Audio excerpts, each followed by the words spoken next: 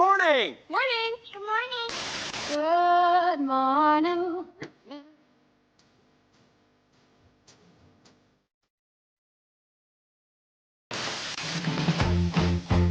This is where Wisconsin wakes up. It's Daybreak with Brian Noonan and Jamie Martinson. Here are your hosts, Brian and Jamie. Good morning, and thank you so much for joining us another day on the Civic Media Network. My name is Jamie Martinson.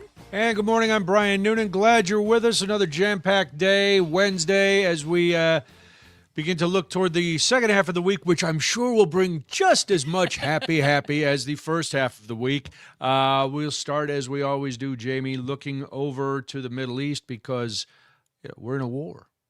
We are. Apparently, I don't know if anybody's told the administration, but we officially feels like we're at a war. Oh, they told us, because it's almost over. We have demolished everything. We're blowing up ships. We're blowing up unmanned boats because there may be mines. Who knows? Do you know who doesn't know? The countries in the Middle East. They don't know that this is a short-term war based on the news headlines we're about to bring here this morning. Iran surely doesn't know or think it's going to be a short-term war, and they're one of the big players in this. So here's the latest. Sadly, about 140 U.S. service members have been wounded in the war with Iran. That, according to a Pentagon official yesterday. Personnel remain under threat from drones and missiles that have left 7 U.S. troops dead. 108 have returned to duty. 8 are severely wounded. I hate getting those reports. I do too, but it's one of those things where not only reporting on our service people, which is the most important, but talking about the civilian casualties and how many. There is a real cost, because I think that's lost on people like Trump and Netanyahu and the supreme leaders and stuff. And if you're the president of the United States, these things are expected. And many, many more will happen. That's the cost of doing business, Jamie. I don't know if you know that. We've been to war before. People die. That's how it goes. Well, I kind of like to bring home as many of those people as possible. We're doing our best, but people are going to die. That's it. They're savages over there, and we're really winning. Other news headlines this morning. 3 vessels were reported to have been hit by unknown projectiles near the Strait of Hormuz earlier today. This is according to the UK's maritime agency. Earlier, the U.S. military said it destroyed Iranian mine-deploying ships near the strait. Sources have told CNN that Tehran had begun laying mines in the key waterway. Okay. But I thought we were just I thought they were supposed to man up those tanker pilots and just drive those tankers through the strait. We're just going to get insurance policies, and we're just going to make sure that we get them through, because this is what the president of the United States has said will happen. Turns out, if you say it, it doesn't automatically happen, especially at a time of war. And if you tweet it, it doesn't really happen either, as one senior official did yesterday, saying, we just took a tanker through there with an escort. Everything was fine. And everybody went, no, you didn't. Take that down. You didn't do it. And so finally they realized, we can't gaslight all the time. So they took that down. Earlier today, Iran claimed it had launched its, quote, most intense and heaviest operation, end quote, since the start of the war. State media reported as interceptions were reported across Gulf states and Israel separately. A suspected Iranian drone hit a U.S. diplomatic facility in Iraq yesterday. Israel has also said that it began an additional wave of strikes on targets in Tehran earlier today. Beyond the capital, reporters in northern Iran reported nighttime air raids lasting nearly an hour. Strikes in Iran have killed more than 1,300. These are the casualties we were talking about just a few minutes ago since the conflict started. That is according to Iran's UN ambassador. And finally, Iran's new supreme leader, Mojtaba Khamenei, is safe, according to the son of the Iranian president, as questions swirl over his public absence and rumors he was wounded during U.S.-Israeli bombing on the country. It's no surprise. I mean, his father was not out in public all the time either. These guys stay hidden. Well, and let's be realistic. He is the new supreme leader of this regime. They are not going to have him anywhere but where he is protected and safe. And that, I don't know. I don't want to be flippant here, but I don't know if I need any intelligence agency to tell me that they're going to try to keep the guy under wraps as much as possible because Jamie, he nobody's is the even new heard him supreme leader. talk. He's not a good supreme leader. I'm the supreme. I'm a supreme leader. I'm supreme. I'm excellent. I'm greatly. I'm bigly. Oh, Everything is yeah. fantastic here. Nothing's fantastic over there. No, it's not, and that's the problem with what we're seeing right now, right? We've talked about this time and time again. It isn't fantastic. We don't know why this happened. We don't know why we're in the middle of this conflict. And the administration just keeps trying to spin it in a way that makes it look good for them. And really all it's doing is creating more angst, more havoc, and, well, let's be honest, very little transparency to make anybody actually feel good about what is happening over there or why it's happening, which I think is the most important Well, part. we're never going to get why. What we're going to get, and we got this yesterday from Pistol Pete Hegseth, Defense Secretary. He came out and he said the war with Iran will end, quote, on our timeline and at our choosing. I don't think that's how it works. It's not working unless you that way. surrender. If you completely surrender, which I'm not a proponent of surrender. I'm just saying that's how war ends. Either complete annihilation or complete surrender. But Pete emphasized that the decision on when the conflict ends will ultimately be made by the president. Yeah. Let's just listen to cut one and hear Pete in his own words here. We're crushing the enemy in an overwhelming display of technical skill and military force. We will not relent until the enemy is totally and decisively defeated. But we do so. We do so on our timeline and at our choosing. For example, today will be yet again our most intense day of strikes inside Iran. The most fighters, the most bombers, the most strikes. Intelligence more refined and better than ever. Well, it also sounds like Iran got it. this. It sounds like they got the same memo and decided to up their game just a little bit as well. Now, in that press conference yesterday, Brian, Hegseth did decline to say how much longer the military campaign might last, but said the 11-day conflict is still intensifying with one of the most aggressive days of strikes expected.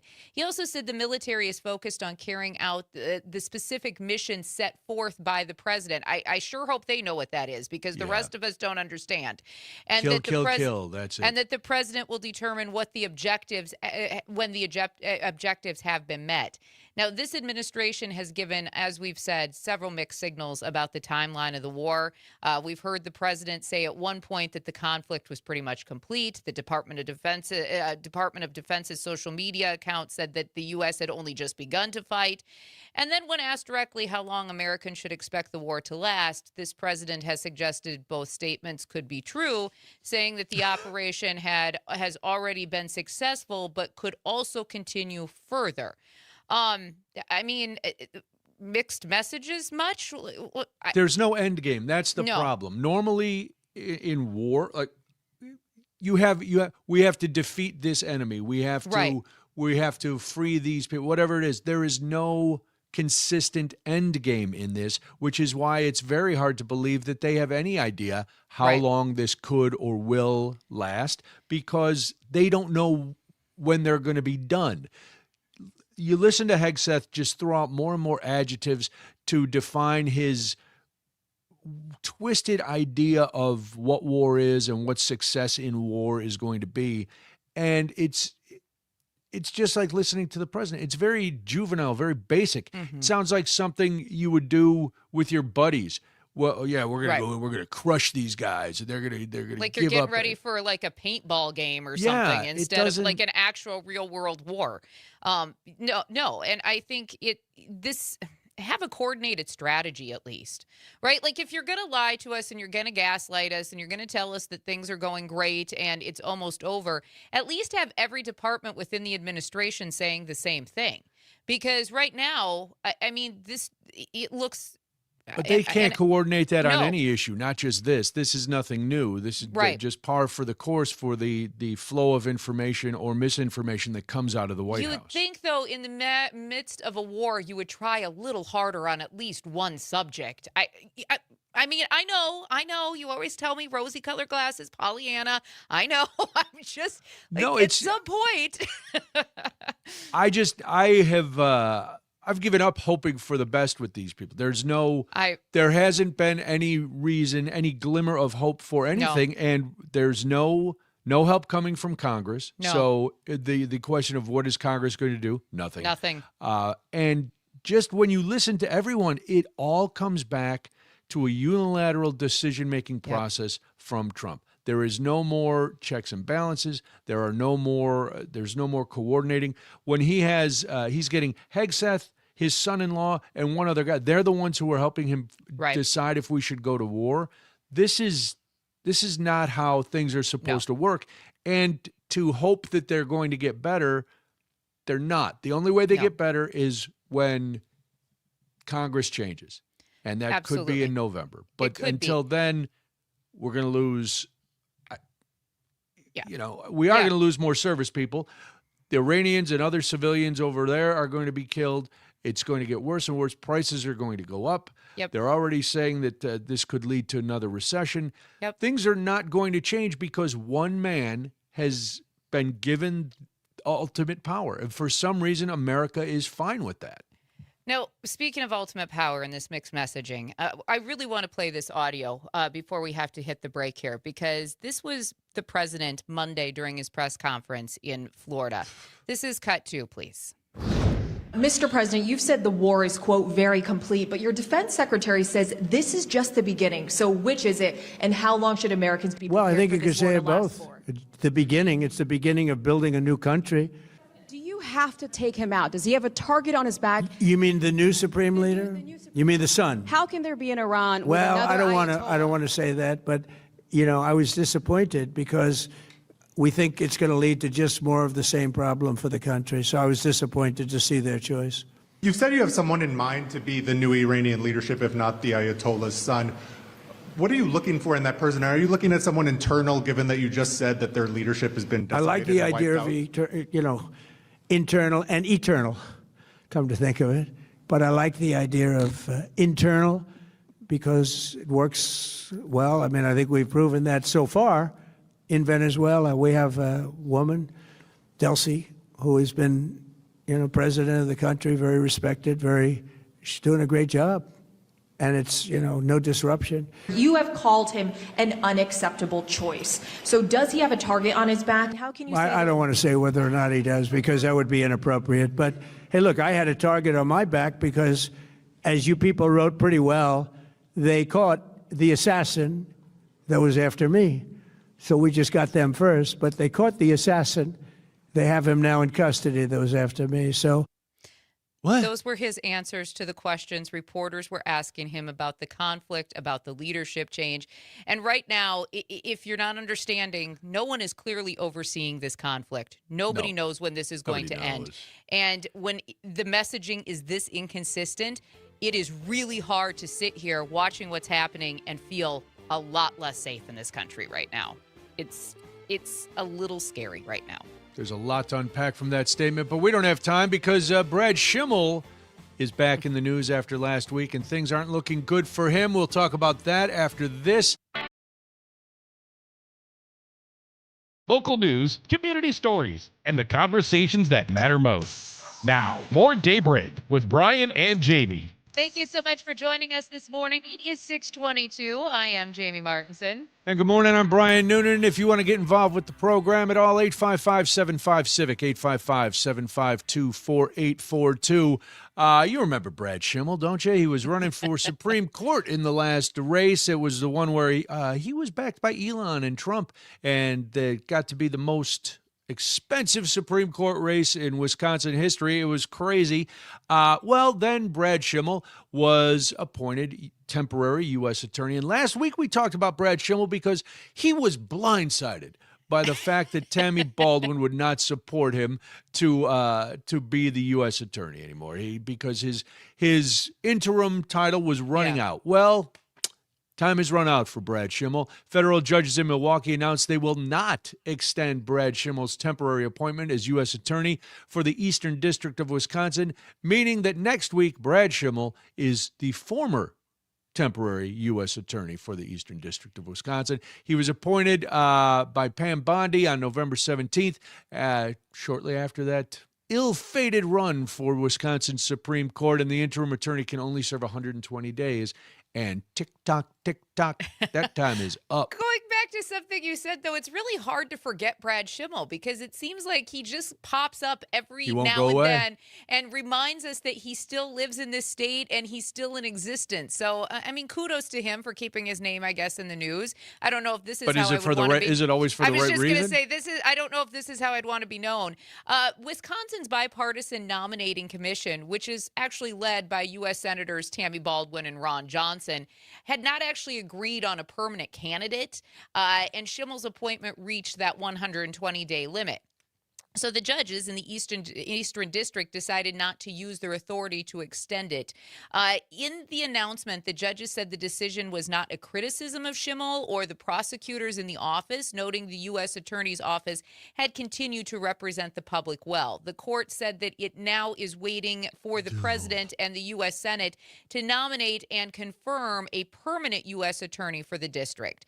Now, as you mentioned, Baldwin had previously opposed Schimmel's appointment, saying she was concerned that the administration was trying to keep the interim U.S. attorneys in place longer than the law allows. She did praise the judge's decision yesterday and said she hopes to continue working with Senator Ron Johnson and this bipartisan nominating commission to select a qualified, she said that, qualified impartial candidate. Those were her actual words. Is Senator Baldwin new to this whole nominating process by the administration? It's qualifications. I wish I was applying for a job with them because you don't need a very good resume. You just need to blow some smoke up somebody's backside and you are in. But I think this is the interesting part, right? Because there have been disputes over interim appointments happening in several other states, too. And the courts have ruled that some U.S. attorney appointments made by this administration were not legal. Courts in places like New Jersey, New York, and even Virginia have had to step in to make sure that their own temporary appointments, after ruling that federal officials improperly extended interim terms. And radical Democrats. Right? It's weird how that you still have to follow policy and procedure in this state, and the courts like that. I don't know if anybody in this administration has noticed, but the courts kind of thrive on procedure and following the law. And you would think pesky. for as many times as they've lost, somebody on that legal team should say, we really don't have anything to take in front of the court again, and I'm kind of embarrassed that I've been shellacked 60 times with the election stuff. How many times do you have to do this? Yeah. Maybe take a hint kind of thing? Like, if you were in private practice, you would be bounced. Right. If you lost that many cases. It's really I say it every day, and I notice that I've said it every day. Mind-boggling. It's the only thing I could come up with because I can't play enough mental gymnastics to make this administration and some of the things they do actually make sense in my own mind. But of course, you can imagine, Brian, that legal scholars are weighing in on these appointments, and they're warning that the uncertainty over who leads federal prosecutor offices can actually slow down cases, complicate trials, and disrupt the justice system. Well, my question for those legal scholars would be that is a valid point. Yes. We can all agree with that. Is it better to expedite an unqualified candidate into that position or slow down the process till you can get a qualified prosecutor in that position?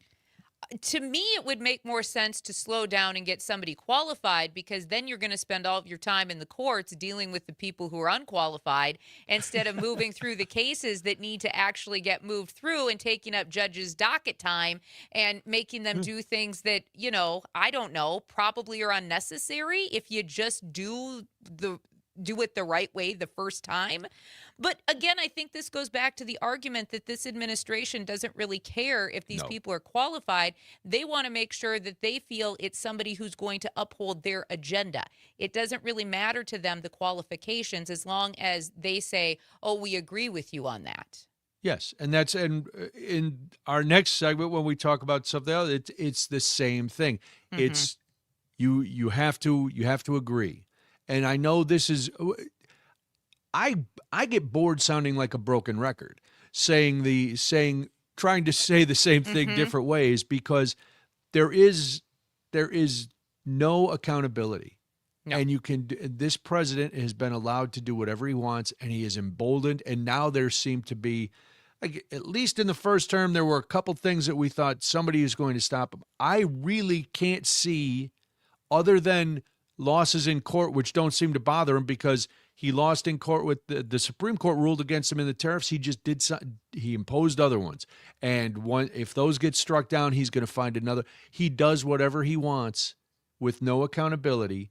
And it's exhausting and demoralizing at times, but it also is infuriating just from a level of, there are norms that we are not adhering to at all. Right. And let's be real, when it comes to the courts, it's not bias. It's the way the system's supposed to work. And that's it. And again, it's the Supreme Court were people he appointed. Right. Yeah. So the law won. Across the state of Wisconsin, Daybreak with Brian and Jamie is back. 6:35 right now. Thank you for joining us this morning. If you're in Wausau, listening on WXCO, or in Eau Claire, listening on 93.5 The Tap, or even in Richland Center on WRCE, we are glad that you're here. And remember, if you're listening over the air, we appreciate that. You can also check out our app by downloading that for free over at the Google or the Apple Store. And, of course, you can always check out our social media pages, too. We'll give those a little plug this morning, Brian, because sure, we need more Instagram, followers. Facebook. It's Daybreak with Brian and Jamie on both of those platforms, so go check that out. As Jamie said, to get the app wherever you want, just and stream here. You get the show within the show, the secret show, as we like to call it. Access all day long to anything it's too you much, need. too much access. But we're glad to have you here. And what do you think about the SAVE Act? Let's just give us your feelings about that. 855-75-CIVIC, 855-752-4842. It's back in the news. You know, Wisconsin has primary elections in April. We have the midterms in November. The president is really, really, really pushing for the SAVE Act because, well, quite frankly, it appears that might be the last gasp for Republican control of Congress. It's starting so far. Primary results have indicated, and it's not unusual for the midterm of a president for the party in control of the Congress to change. That's how it's pretty much always been. However, there are really dire consequences for this administration if that control changes. Well, you know, it passed the House because Mike Johnson will do anything that Daddy wants. And so the SAVE Act passed the House. Now, I have to say this, Jamie, and I don't know if you'll agree or not. This is another example of the administration creating a problem that didn't exist and then lying about it enough that people will believe it and then trying to fix it with something that only benefits him. Right. Well, I mean, it's a long game, right? It's 100%. It's a long game because Trump is pushing so hard for this bill. Senate Republicans see it as a means to the end. And honestly, Democrats see it as a means to the end. Right. But this isn't about giving their ends the other are different. This isn't about giving the other side a weapon, though, because here's the thing. You always have to look at it from the other side.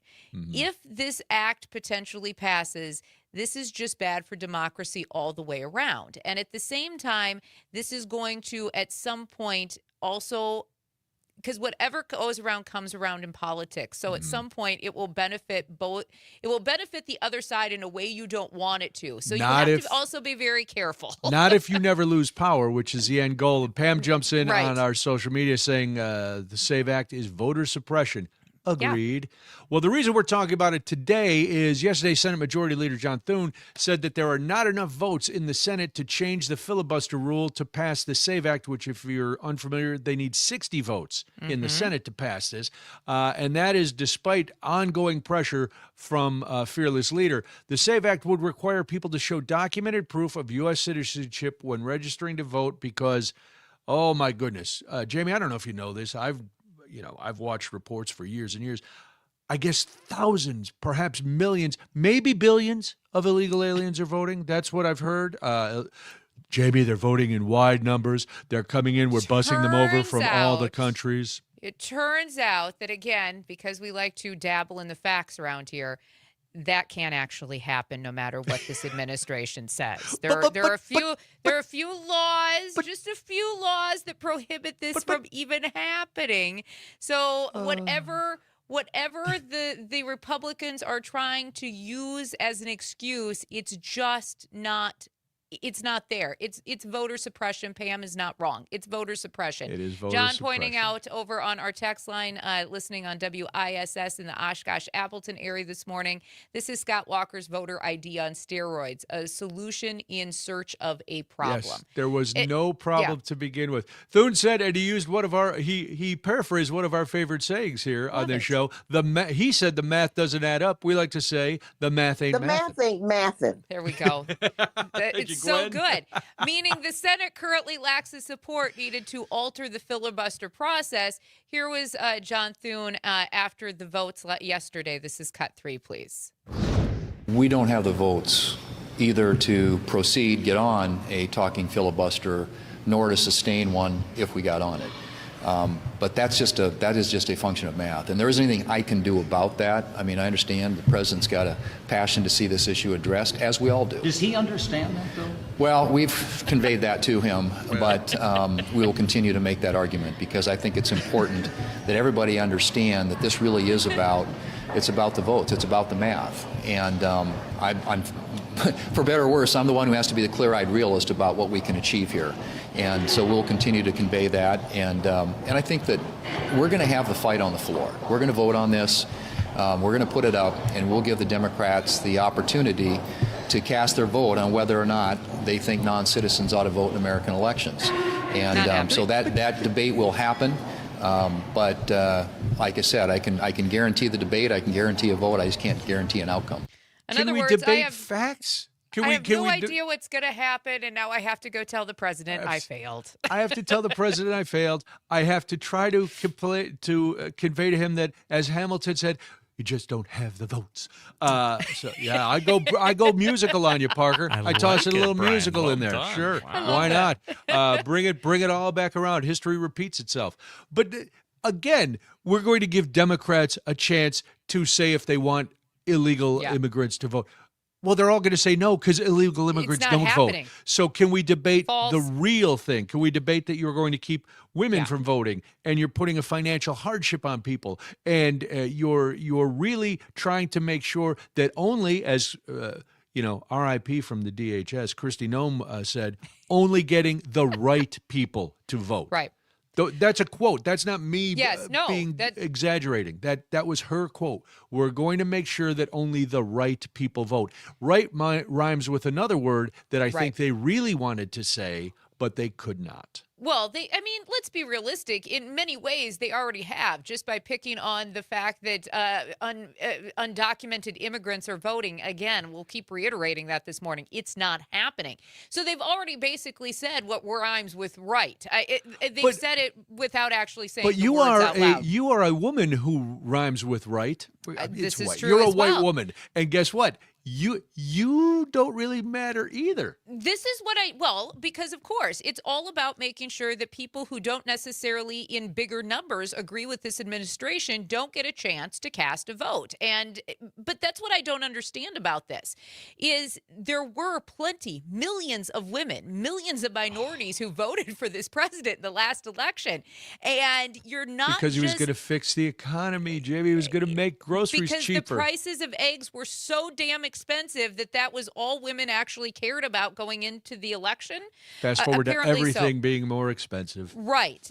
But here's what I think is interesting. The Republicans are playing a long game in this as well because they're not going to give up that filibuster. They're not going to do anything to change the rules there because if they lose the midterms, that spells trouble for them if the filibuster rules are changed. This is something the president doesn't understand. So he's going to continue to push the SAVE Act. He's going to continue to change the filibuster filibuster rules, trying to basically salvage the midterms and not realizing what the ramifications would be if you change those rules and then you still lose an election. He doesn't care about any of that. His motivation is to win the midterms to preserve his spot, because he knows if Democrats take control, impeachment, removal, it all comes tumbling down. Of course. Because once the Democrats have control of Congress and they get some new leadership in there, things will change.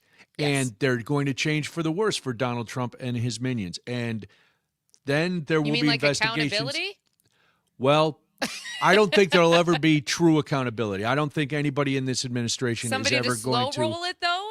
Because I think that's what you would have, is at least you would have Democrats who would slow roll some of the things that this administration they would is just trying block to do. things, Yes. or they would, maybe we go for the trifecta on impeachments. 3 would be, again, Third time's the charm. You never know. is it? That's how the old saying goes. That's how anyway. I would hope, but I don't think that's going to be the case. I don't see legal ramifications for any of these people, but it would at least put the checks and balances back in place, and it would curb his ability to do whatever he wants and act as, he's acting like a guy who's losing his faculties. And that happens to old people. He has a family history of that.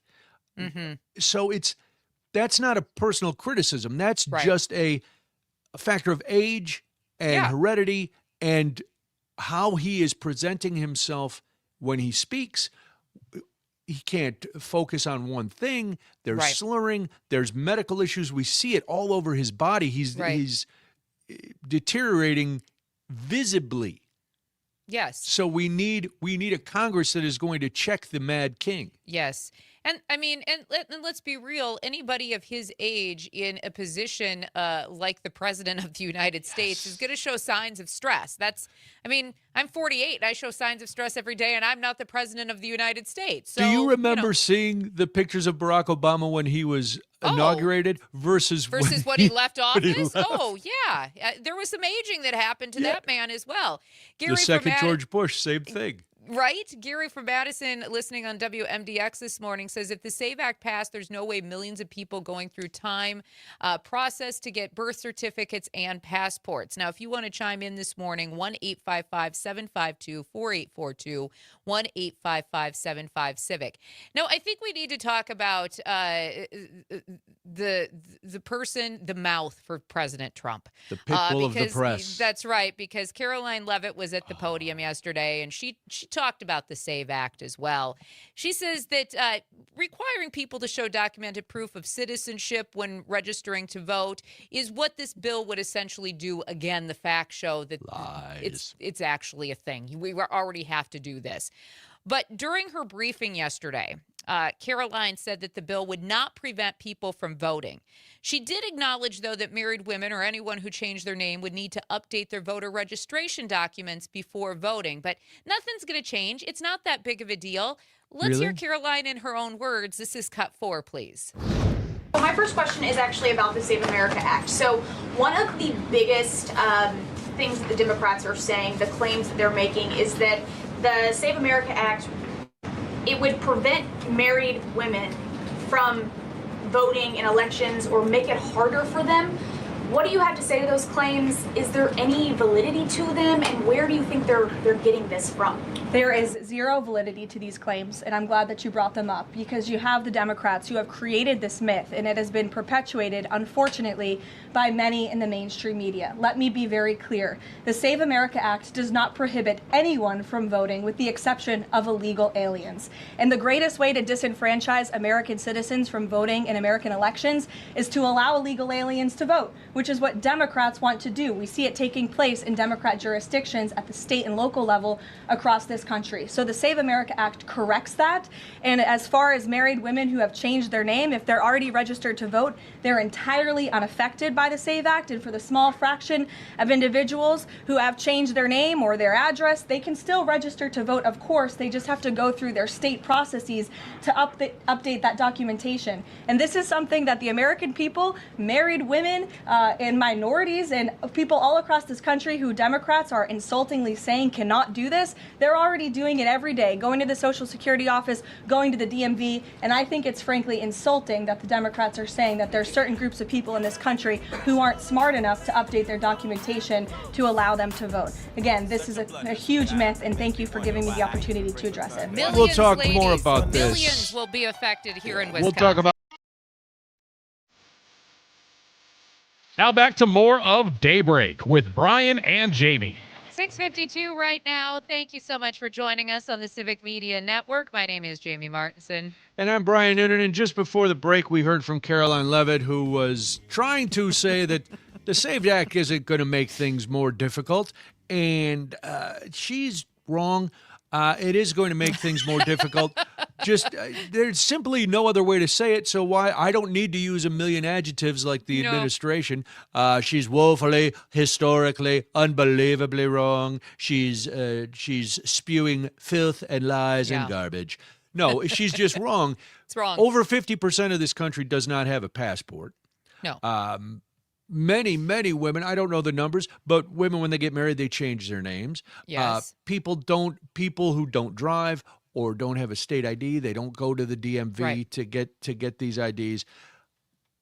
It has never been proven that illegal aliens are voting. In fact, and we keep going back to this, the proven episodes of election fraud are so minimal, they barely register. It's like 0.01% is essentially what it is. And, lady, it's just, as you were listening to Caroline Levitt here this morning, let me remind you that here in Wisconsin alone, 3.2 million residents do not have a passport. That's just Wisconsin. And more than 1 million of those are married women. Many of those women, as you rightly pointed out, Brian, change their last names after marriage or divorce. That means their birth certificate may not match their current legal name. Yes. And so if proof of citizenship requirements rely on documents like your birth certificate, that mismatch is going to create extra steps, extra paperwork, and extra headaches just to register to vote. So, yes, you are right. She is wrong. And how many... There's a lot of people who probably don't know where their birth certificates are. Right? You know, no, if you this is true. If you've moved many times, you grew up and it was at your parents' house, and then papers got thrown away. And where you're gonna, what if you were born somewhere else, and now you've got to go to that state and try to find a birth certificate? Just no. Stop it. More paperwork, more hurdles. And more money. That's the other thing. Passports aren't free. No, Driver's they're not. licenses aren't free. Requesting records from another state is not free. This is a way to keep people who are less than from voting. And less than for whatever reason they deem less than. Which I think is also interesting considering those same comments came from a woman's mouth. Which, I often wonder about this, and you're the only one on the show who can give this perspective. I never understood, and I talk about this with my wife and daughter, how women are voting against their own self-interest. Your predecessors, ladies, have fought so hard to gain the rights that you're now willfully and voluntarily giving up. I don't understand it. Jamie, you're a woman. What's going on with your gender? Is this why we didn't let you vote for so long? Hysteria? Probably. It might be. I don't know, because I wish I had an answer for you, because I also don't understand it. It's a conversation I've had with my friends over and over again. And many of my friend group, we've met because we've worked in expanding voting rights. We've volunteered. We've registered people to vote.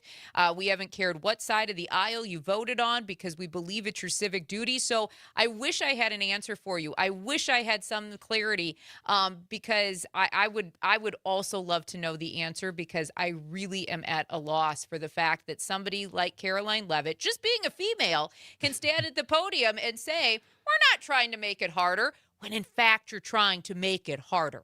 You are. That's what you're doing. Here's another lady question for you. It's also for veterans. Yes. Because another lady in the news, Erica Kirk, you know her because she was married to somebody who was famous. Erica Kirk is the widow of Charlie Kirk. Yesterday, she was appointed to the Air Force Academy Board to continue Charlie Kirk's legacy. Now, I didn't even know Charlie Kirk had been on that advisory board, but he is. And now his widow is on there because she's made such a contribution to the country. I'm sure the Air Force is just delighted. Let me step back from this just a moment, though, because while serving on the board, Charlie Kirk actually asked Air Force Academy staff for details on how they followed President Trump's orders on critical race theory and diversity, equity, and inclusion. He also pushed to speed up the renovation of the U.S. Air Force Academy Chapel, which I think is fascinating because why was he qualified also to be on this board, which is a whole different level of questioning, right? Yeah. Can we stop with the is somebody qualified? I'm going to throw a blanket. If they're appointed by Trump, they are not qualified for their position. They're probably not. Your Honor, we will capitulate that is fact. But if we want to look at Erica Kirk specifically, okay? Before she married Charlie in 2021, she was Miss Arizona, USA in 2012. She received her Juris Masters from Liberty University School of Law in 2019, at least according to her Instagram. I could say I was Miss Arizona, USA on Instagram, and I guess you'd have to maybe believe me. And I have. And nobody questioned it. And she may have a law degree. She has from Bob's House of Law. She has an undergraduate degree in political science and international relations from Arizona State University, and that is according to her biography on her website. And that's a strict, strenuous school. But my youngest brother went there for 1 year and never went to class. I am trying to figure out what, maybe other than this law degree, what qualification she has. And is this bothersome? To me, I'm not a veteran. I know plenty of people who have served. This is bothersome to me that we are making appointees to boards of our armed forces like Charlie Kirk and now his widow. The whole Charlie Kirk thing should bother everybody. Yes. The amount of time.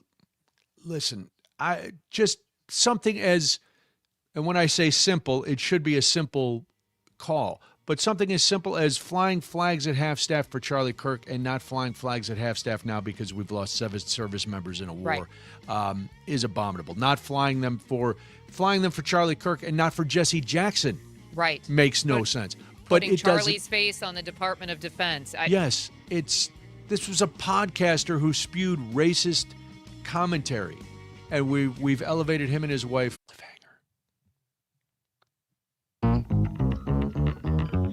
Now back to more of Daybreak with Brian and Jamie. 7:06 right now. Thank you so much for joining us this morning on the Civic Media Network. We always appreciate it. I am Jamie Martinson. And I'm Brian Noonan. Good morning. We'd love to hear from you throughout the show. A lot of texts and everything so far. Keep it up. You're always welcome here. 855-75-CIVIC, 855-752-4842 is our number.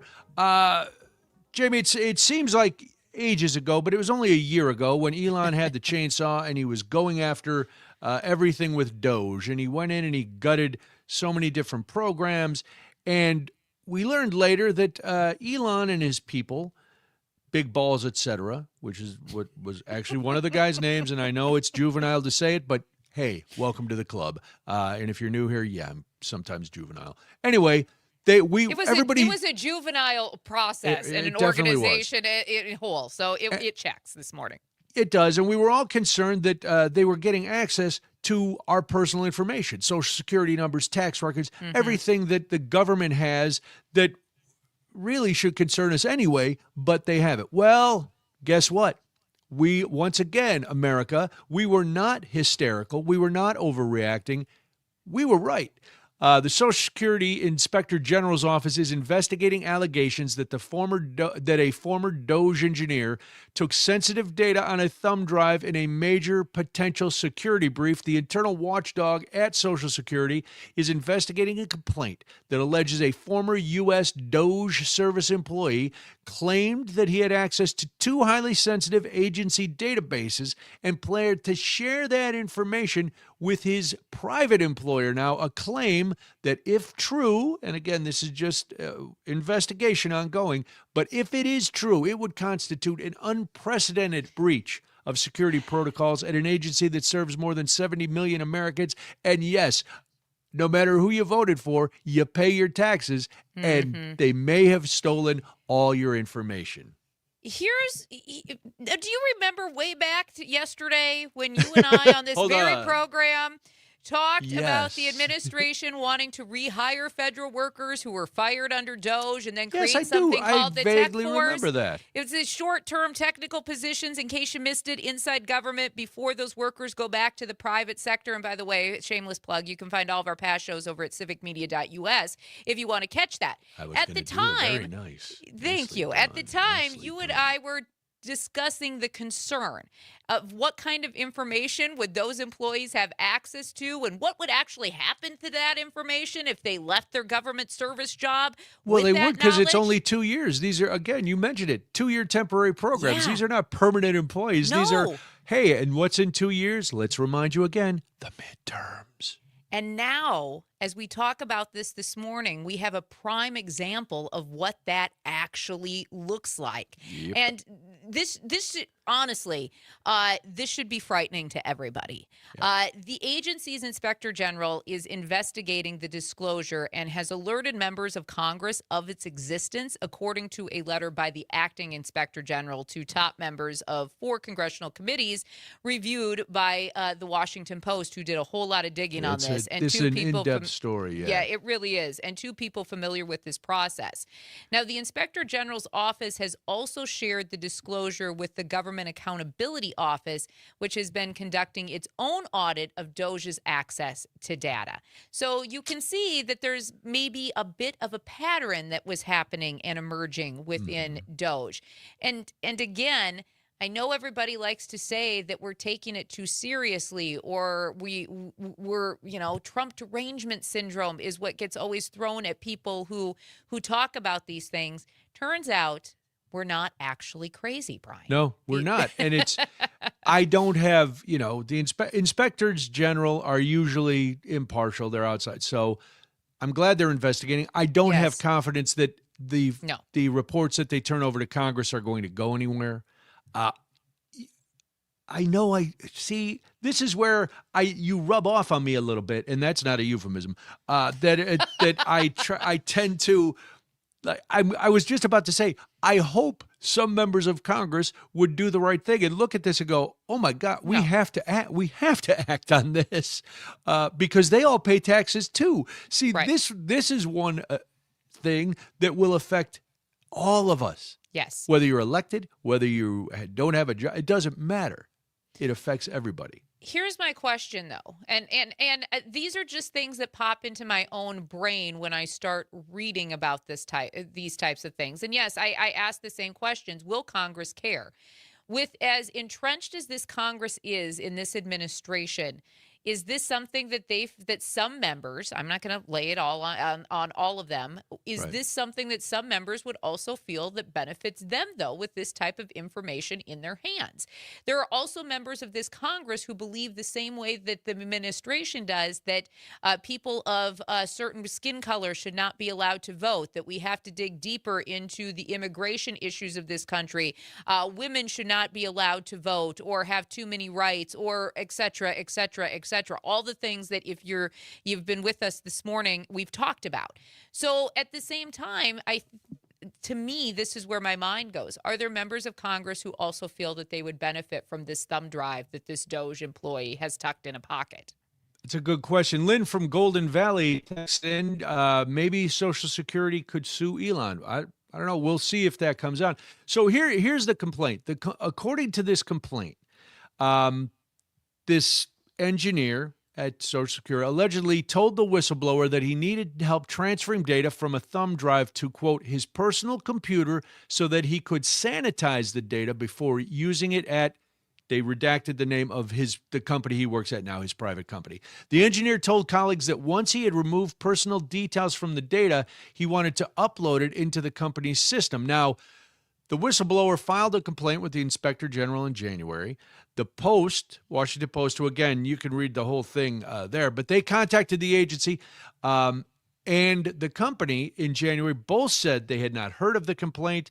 The complaint also alleges that after leaving the government employment, the DOGE member said that he still had his computer and his credentials. Social Security officials say no, he had lost his data credential privileges and turned in his laptop when he departed the agency. So a little back and forth, but it is still worth an investigation. It still is alarming. It still confirms all the suspicions that we had. So, and that's not there was another complaint, Jamie.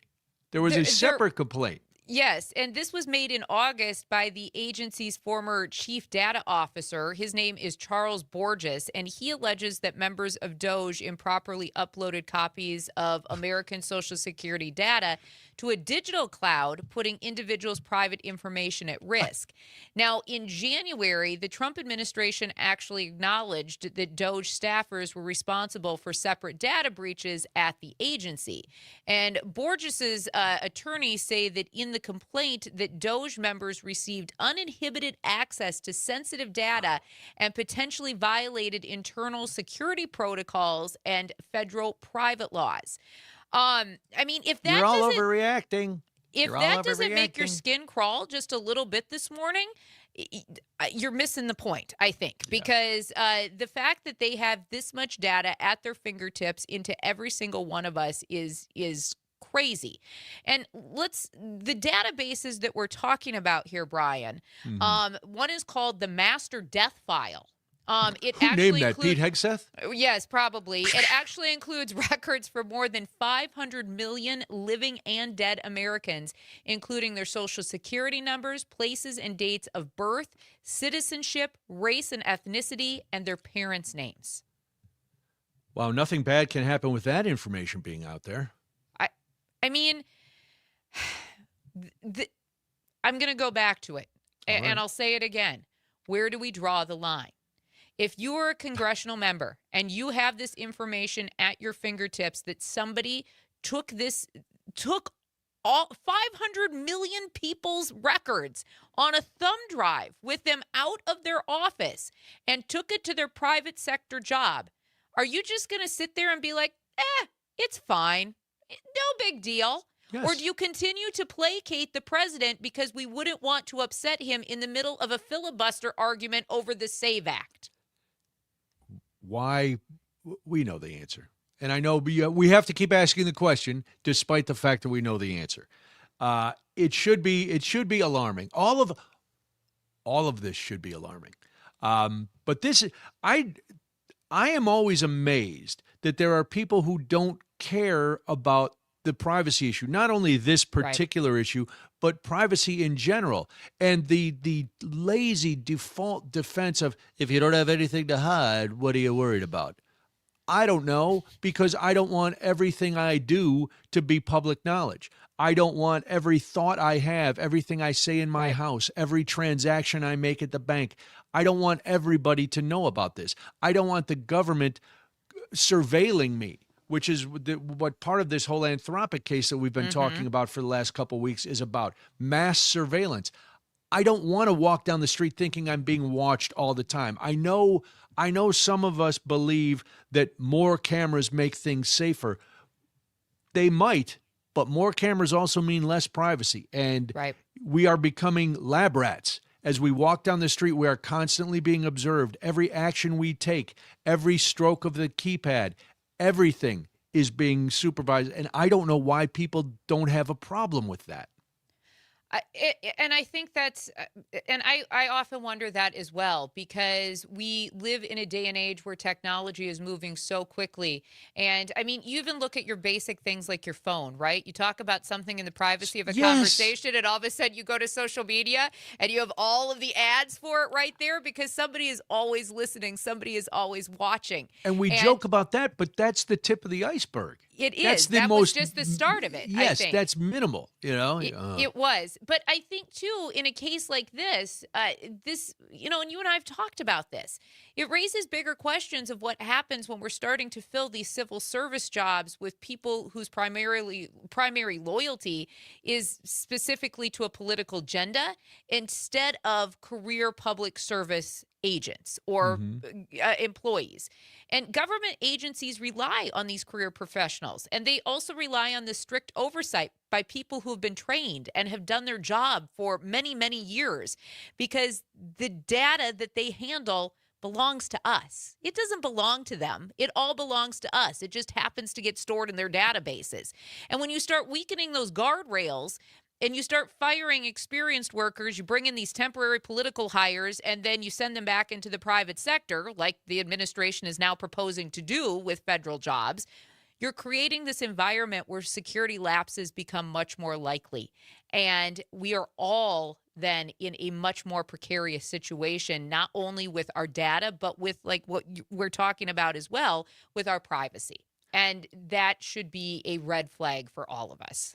Scott chimes in on the text line. You can too, 855-75-CIVIC, 855-752-4842. He says he's texting in from Madison. So the government has my files, the files of my name and my place of birth, but I need to prove who I am and where I was born? Well, yeah, they aren't going to actually go through them. Yeah, we're not going to. We're not using it for voting, Scott. We're going to use it. We got to use it for everything else. It is, Essentially, it's to still You're right. You're not wrong. Essentially, if they have this information, they're looking for one thing. They are still looking for, to me, this still goes back to everything that this immigration fight has been centered on, everything that these voting rights have been centered on, is that we are trying to make a right population and maybe not a white population. Maybe. Well, they're synonymous for some. They are. And it is, it's not far off. Let's break out of the bubble and see what's happening out there in pop culture. It's Swipe or Stay on Daybreak.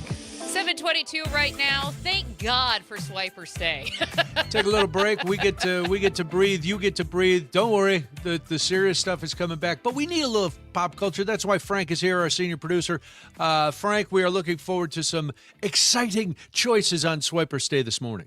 Well, good. I think we've got a couple of good things. We set the bar low, Frank. That's all. That's the best way. That's what I do. I may have written one. I under-promise. Okay. I over-deliver, Brian. Well, we'll judge that at the end, won't we? That's my MO. But yeah, Swipe or Stay. I'm going to read some pop culture headlines. Brian and Jamie will have to decide whether they're going to stay on it and hear more or swipe on to the next story. In the event of a tie, producer Parker will be the tiebreaker. Dun, dun, dun. All right. Story number one. A Hollywood action star finally gets a long-awaited sequel. I think I know this. I'm going to stay because it seems ridiculous. Yeah, stay. We'll stay on this one. Arnold Schwarzenegger What? has announced that he is returning. Conan and the colonoscopy. Barbarian. He made the announcement at the Arnold. Here, I'll hold for laughter. Let me put down my walker and get my sword. All right, we're ready. We can do this. He made the announcement at the Arnold Sports Festival in Columbus this past weekend, saying it's a great story where Conan was 40 years king and he gets complacent and now he gets forced out of the kingdom slowly. Of course, he can't go fast. He's 106. This is my favorite synopsis of an upcoming movie. Then there's conflict, of course, and then he somehow comes back, and then there's all kinds of madness and violence and magic and creatures. Now, of course, you have all the special effects, and the studio system has plenty of money to make those movies really big. So I'm looking forward to all those projects. That was a direct quote from Mr. Schwarzenegger. Sorry, I wasn't going to do the accent. Can we please change the description of the show to all kinds of violence and magic and creatures? I think that would be so good. Special effects budget. The show is very good. If there's a unicorn involved, I'm in. Okay. My God. Ryan, did you watch the Conan movies? I did. That's the one Schwarzenegger movie I never watched. I watched every other Schwarzenegger movie, but I never saw Conan because he still wasn't really speaking in Conan. I don't think he had many lines in there. It's grunting. Yeah. Well, It was when he was young and had just come to the United States from Austria, so Right. the accent was still very, very dominant. You gotta watch As opposed to Conan. now, where it sounds like he's been here for his entire life. Hey, he's a governor. I know he was. I know he was governor. I was there. You need to watch Conan. You should watch Conan. All right. It's good. I It's fun. haven't yet. Maybe. The Barbarian. All right. We have a Rihanna update. Are we Okay. interested? Swipe. Swipe. Swipe. Okay. Theme park deals with health scare. Ooh. Ooh, stay. Stay. I hope there was poop in Small World. Do we have a guess which theme park? Dollywood. Six Flags. It's actually Disneyland, the gold standard. That was what I number thought. 2. Theme parks. Okay. I might have been right then. Did somebody poop in Small World? Nobody pooped in Small World. Well, they probably did. We just don't know about it. All right. But Disneyland dealt with an alarming situation yesterday. Disney reps said this afternoon, building materials being used by a contractor produced a reaction backstage at Disneyland Park, and the area was examined by appropriate response teams. Several cast members were treated on site by paramedics and released. And at this time, 8 cast members experiencing dizziness and shortness of breath were transported to local hospitals.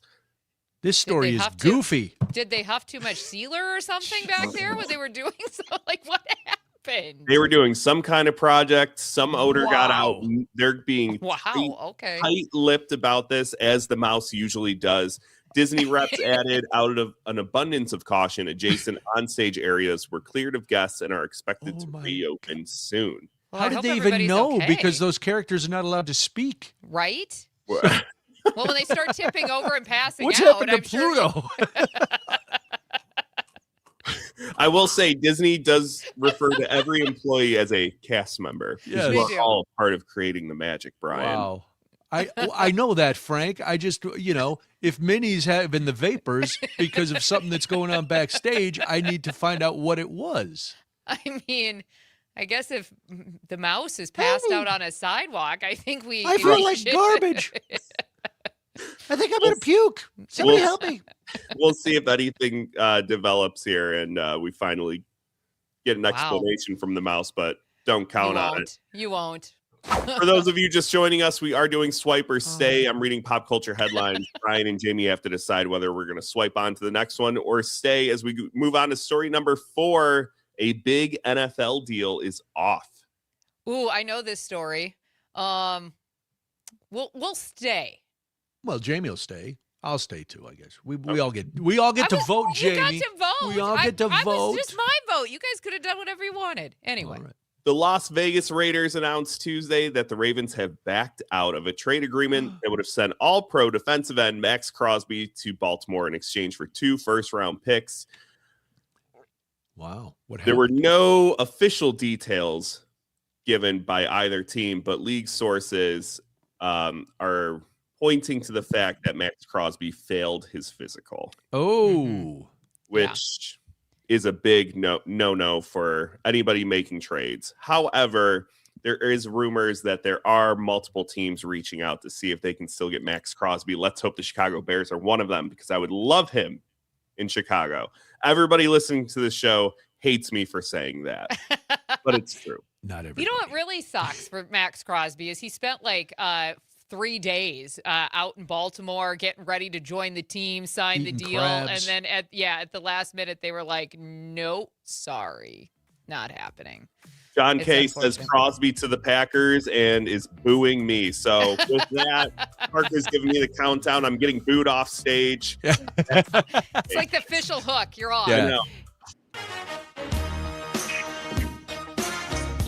Local voices, statewide impact. It's Daybreak with Brian and Jamie. Good morning, and thank you so much for joining us on the Civic Media Network. If you are listening in La Crosse on LCX, over in Wisconsin Rapids on WFHR, or in Hayward on WBZH, we are glad that you are here. My name is Jamie Martinson. And good morning, I'm Brian Noonan. Recently, a few cafes in Milwaukee have become unionized. Now, that usually comes after bitter talks between ownership and labor, but late last month, employees at Discourse Coffee, which is a 3-store chain in Milwaukee, formed a union, and the process was quite different. Joining us to explain that process and tell us what happened is Peter Rickman. He's president of Milwaukee Area Service and Hospitality Workers Union. Peter, thanks for being here. This is good news if you are a Discourse Coffee employee, and probably good news if you work in other places and you've been contemplating this. What makes the Discourse story different from other efforts that you've been a part of lately? Well, first of all, I appreciate the time to be here with you this morning. It shouldn't be a newsworthy story when a company does the right thing and recognizes the choice that workers have made to form a union, and recognizes their union and says, all right, well, if a clear, strong majority of you have signed union cards saying you want to join, let's sit down at the table and start bargaining a contract. That's what the Discourse Coffee owners have done, and our hats are off to them. We raise our coffee mugs to them.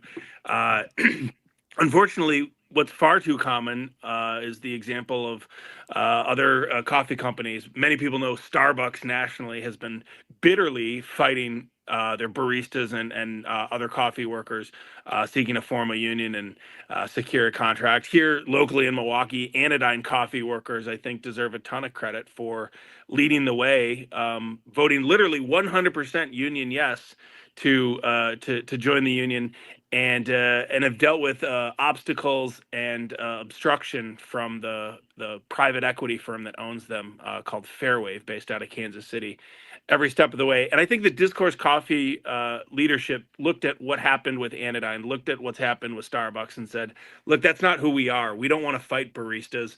We're a team together here, building the premier craft coffee operation in Milwaukee, and said, well, we respect these folks. We respect the choice that they've made, and let's sit down and bargain a contract like grown-ups and get on with the business of brewing great coffee.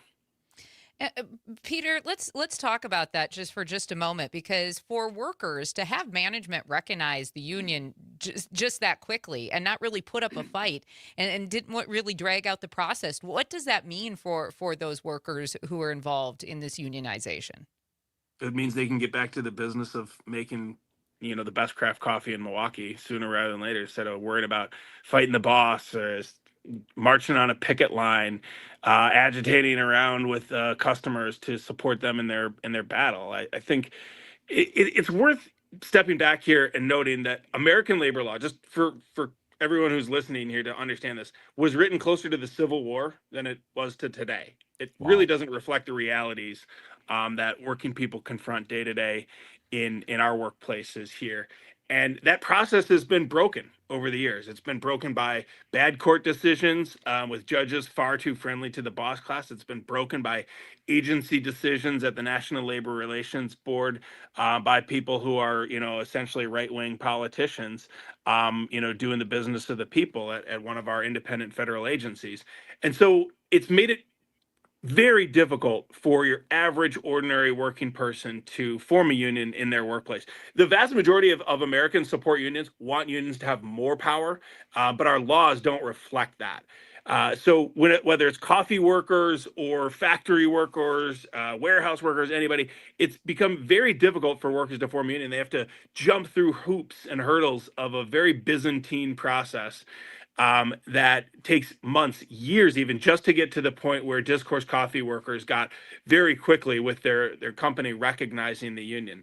And so where most workers have to go through an adversarial process involving litigation and getting to a vote only after months of delays, these workers at Discourse Coffee were able to get there very quickly because their company said, look, we want to deal with workers as equals at the bargaining table, not as adversaries that were fighting on the picket line.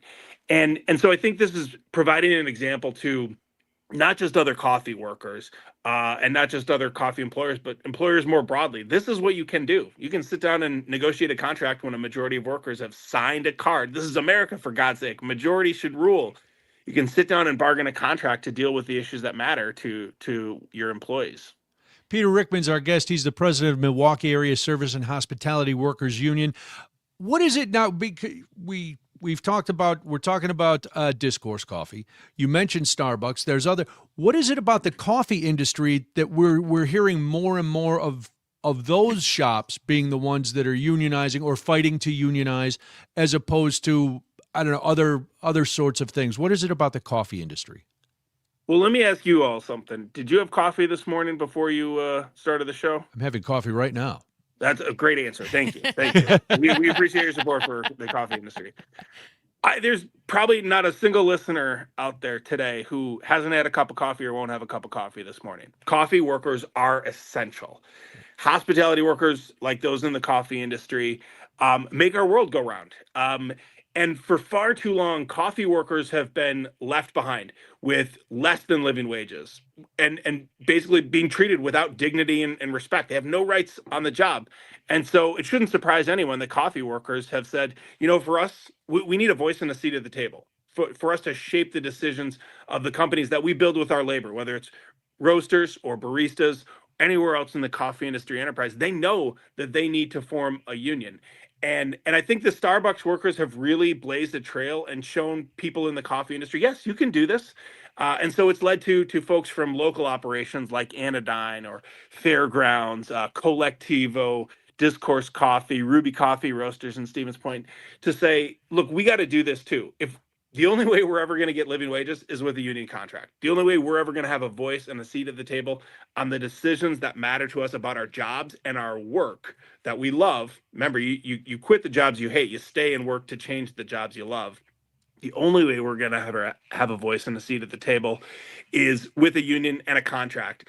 And so many coffee workers here locally and around the country have started to take those initial steps. And as they find that more and more of their coworkers are looking at one another saying, we are essential workers, the world turns around us and the coffee that we brew and serve, they've said, yeah, we can take a chance. We can take the risk to make this happen, because the truth is the bosses and the customers that we serve can't go about their day without us. So I think what we've seen here is a broad move across the service sector and the hospitality industry, but of course, in particular here, we're talking about the coffee industry, of workers saying, we are going to stand up, we're going to unite and earn our voice and seat at the table, earn our living wages through a union contract. It's an incredibly inspiring movement to be a part of here, and I don't think this is the last one that we'll see here in Milwaukee or across Wisconsin. Let's start there. I mean, what other industries, Peter, are you thinking that this could affect? What other parts of the state are you also thinking that unionization among our service workers could affect? How does that look on your end? Yeah, I'll point out an example to you all. A couple of years ago, folks who serve the beverages, the beer at Lambeau Field, got in touch with us and said, we make the company here, we make the packers, we make the food and beverage vendor here a lot of money, but we're not bringing home our fair share. And there's decisions that are made about how our placements are being done. And we love what we get to do. We serve beer at Lambeau Field for Green Bay Packer games, for God's sake. It's got to be one of the coolest jobs around. And they said, look, we need a voice and a seat at the table too. And our union started working with those Lambeau vendors, and we were able to secure union recognition there. 87% of workers there voted union yes when they had the opportunity. And now we have one of the strongest contracts in the industry for these workers. And there hasn't been a single complaint, as far as I know of, about any changes to how the beer is served at Lambeau Field. The company keeps on making decent money, and the folks at the game have familiar faces that they can count on there, because these are decent jobs. Folks want to keep on working. So it's beer vendors at Lambeau Field. It's coffee workers in downtown Milwaukee. And I think that there's this growing sense that in this rigged system economy, where the share of national income going to labor, to worker wages, has literally never been lower, while the share of national income going to corporate profits has literally never been higher, and those two are related. The only way that working people are going to get our fair share, the only way we're going to rebuild a middle-class economy here in the United States, is with unions and with union contracts that address the issues that matter to workers, from wages to benefits to dignity, rights, and respect on the job. 70% of Americans support unions, want unions to have more power, and more power, especially when compared to the big business, big banks and Wall Street and the monopolies that control our lives. I think people see unions not only as a way to get their fair shake in their workplace, but to balance the power in our economy more broadly. There's no single force other than unions that fights for working working class people in the economy and in our political landscape. And so there's naturally going to be more and more people saying, hey, I want to build that in my workplace. I want to be part of this broad labor movement. And so whether it's beer vendors or baristas, we are seeing a move towards more workers building this labor movement for the 21st century that embraces and builds the unity and strength of service sector workers, hospitality workers. Peter, you mentioned the 70% of Americans are for unions. What are the criticisms from that other 30%? What is it? Is it that costs will be passed down to consumers? What are they arguing about when they are saying they're not for unionization? Well, Brian, you might have invited the wrong person on the show to articulate the critiques of unions, but I'll do my best. I'll be a good sport about the whole thing. Well, no, I'm playing devil's advocate for a moment because as a union member, bosses don't want workers to have unions by and large. Right. Because bosses want to hold on to power. Let me ask you guys this. In every non-union job you've ever had, who decided how much you got paid? The boss. Boss. Who decided what the policies were? The boss. What about the staffing levels, the scheduling? Big employer has kept his boot on my neck, That's Peter. right. I'm not going to lie to you. The bosses. But why did they get to decide? What did they have that individual workers don't? They had the power. They had the Power. job. The That's money. exactly Yeah. right. Without a union, bosses have all the power. A union is just a group of workers coming together to balance that power out. And with the power balance, we sit down at the table as equals to negotiate a legally binding contract. Bosses don't want workers to have unions because workers can have power to address pay and policy, staffing, scheduling, all the issues that matter. Bosses don't want to give up the power.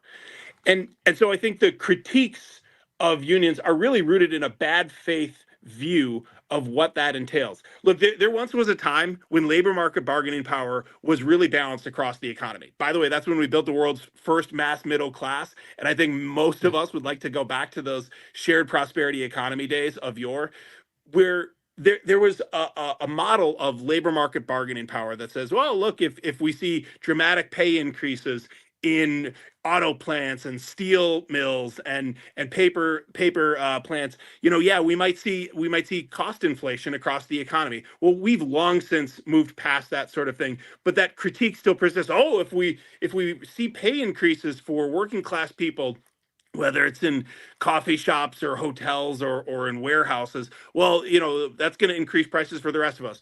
I got news for y'all. We've just lived through the worst inflation of my lifetime, and working people didn't see a dime in real income. In fact, we've fallen further behind. So there are bad faith critiques that exist out there. Oh, unions protect lazy workers.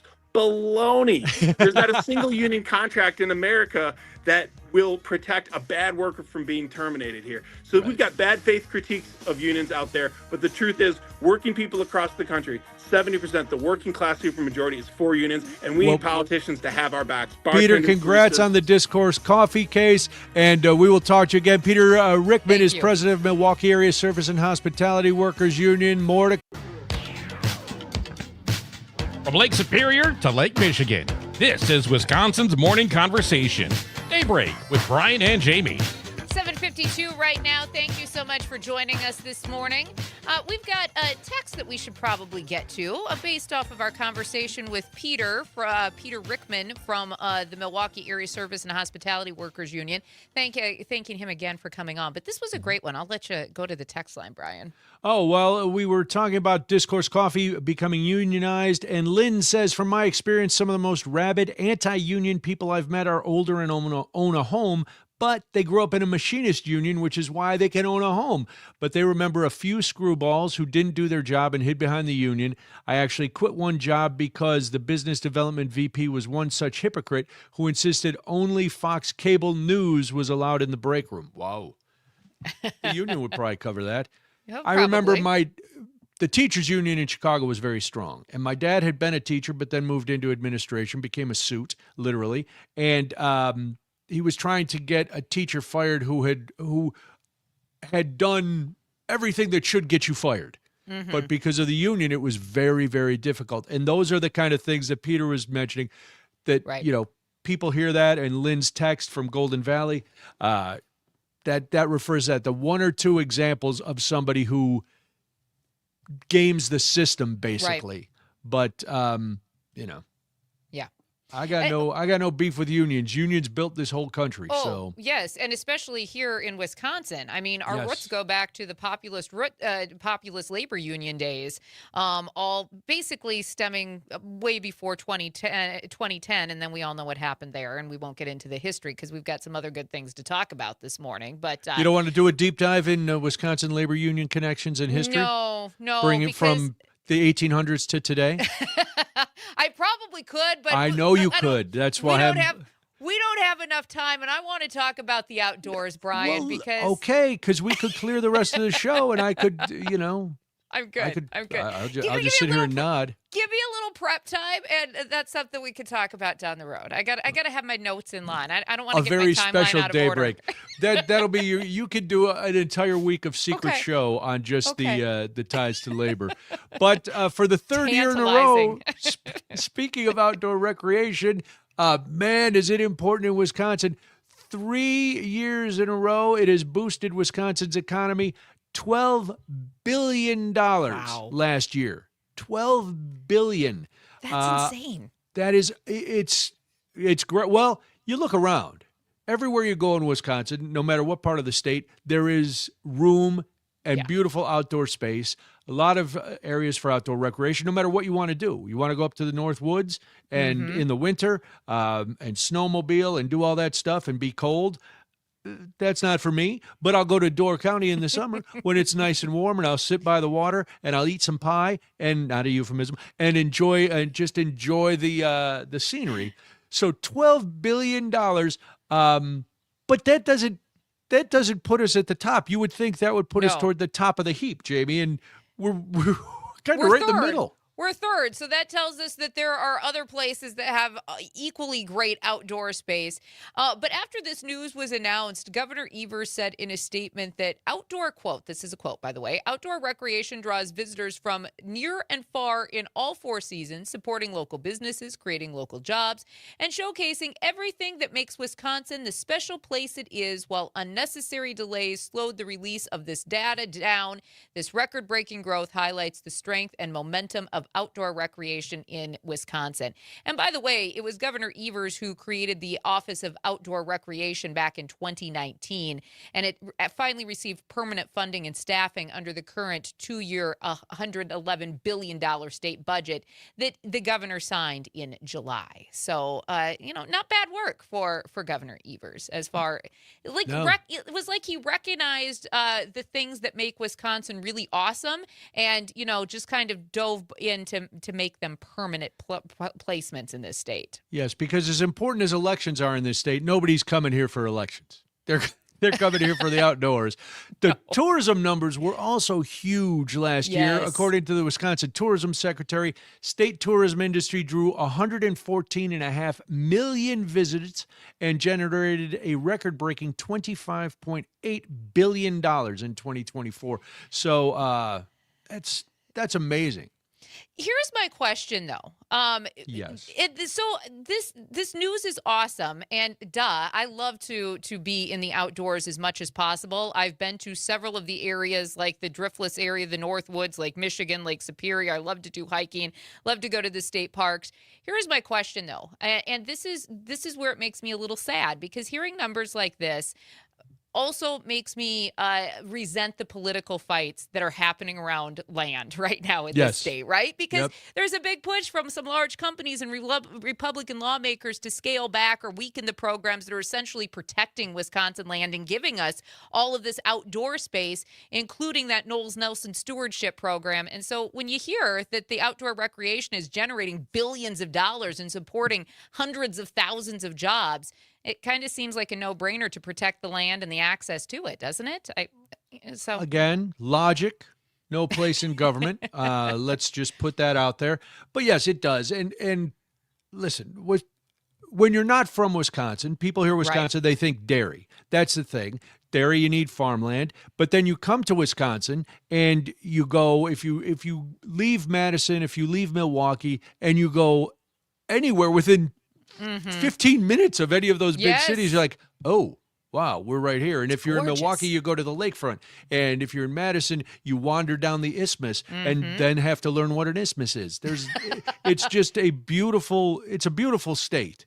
And thankfully, the governor has put protections in place. Yes. And we, as people who work here, live here, are reaping the benefits of all of this. Absolutely. And we should appreciate it. And I mean, you just look at the amount of jobs, tourism, local businesses staying open simply because of our outdoor space.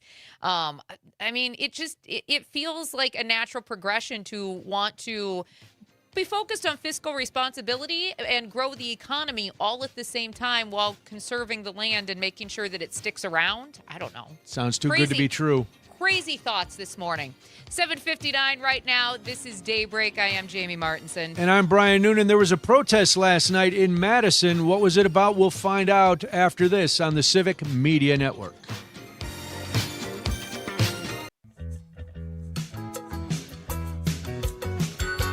Local news, community stories, and the conversations that matter most. Now, more Daybreak with Brian and Jamie. Thank you so much for joining us. Good morning and welcome to the Civic Media Network. It's 6 minutes after 8 now. My name is Jamie Martinson. And good morning, I'm Brian Noonan. If you happened to pass the Madison City County building last night, you may have noticed a picket line and a press conference being set up. You also probably wondered what that was all about. I would have. Robert Christie is here to explain why. He's the Worker Center Program Director at Worker Justice Wisconsin. Workerjustice.org is their website. Robert, thanks for being here. Tell us what was all the hubbub about last night? Yeah, thanks for having me on. The short version, if it's possible to have a short version, is we were doing an informational picket to raise awareness about a really serious issue that is plaguing our community. And it's not just in our community, it's across the nation, but it shows up here too, which is that on non-union construction sites, there are many sort of terrible practices that sort of target Latino workers. Things such as misclassification, which is when an employer classifies someone as a contractor rather than an employee, because employees have rights, contractors don't.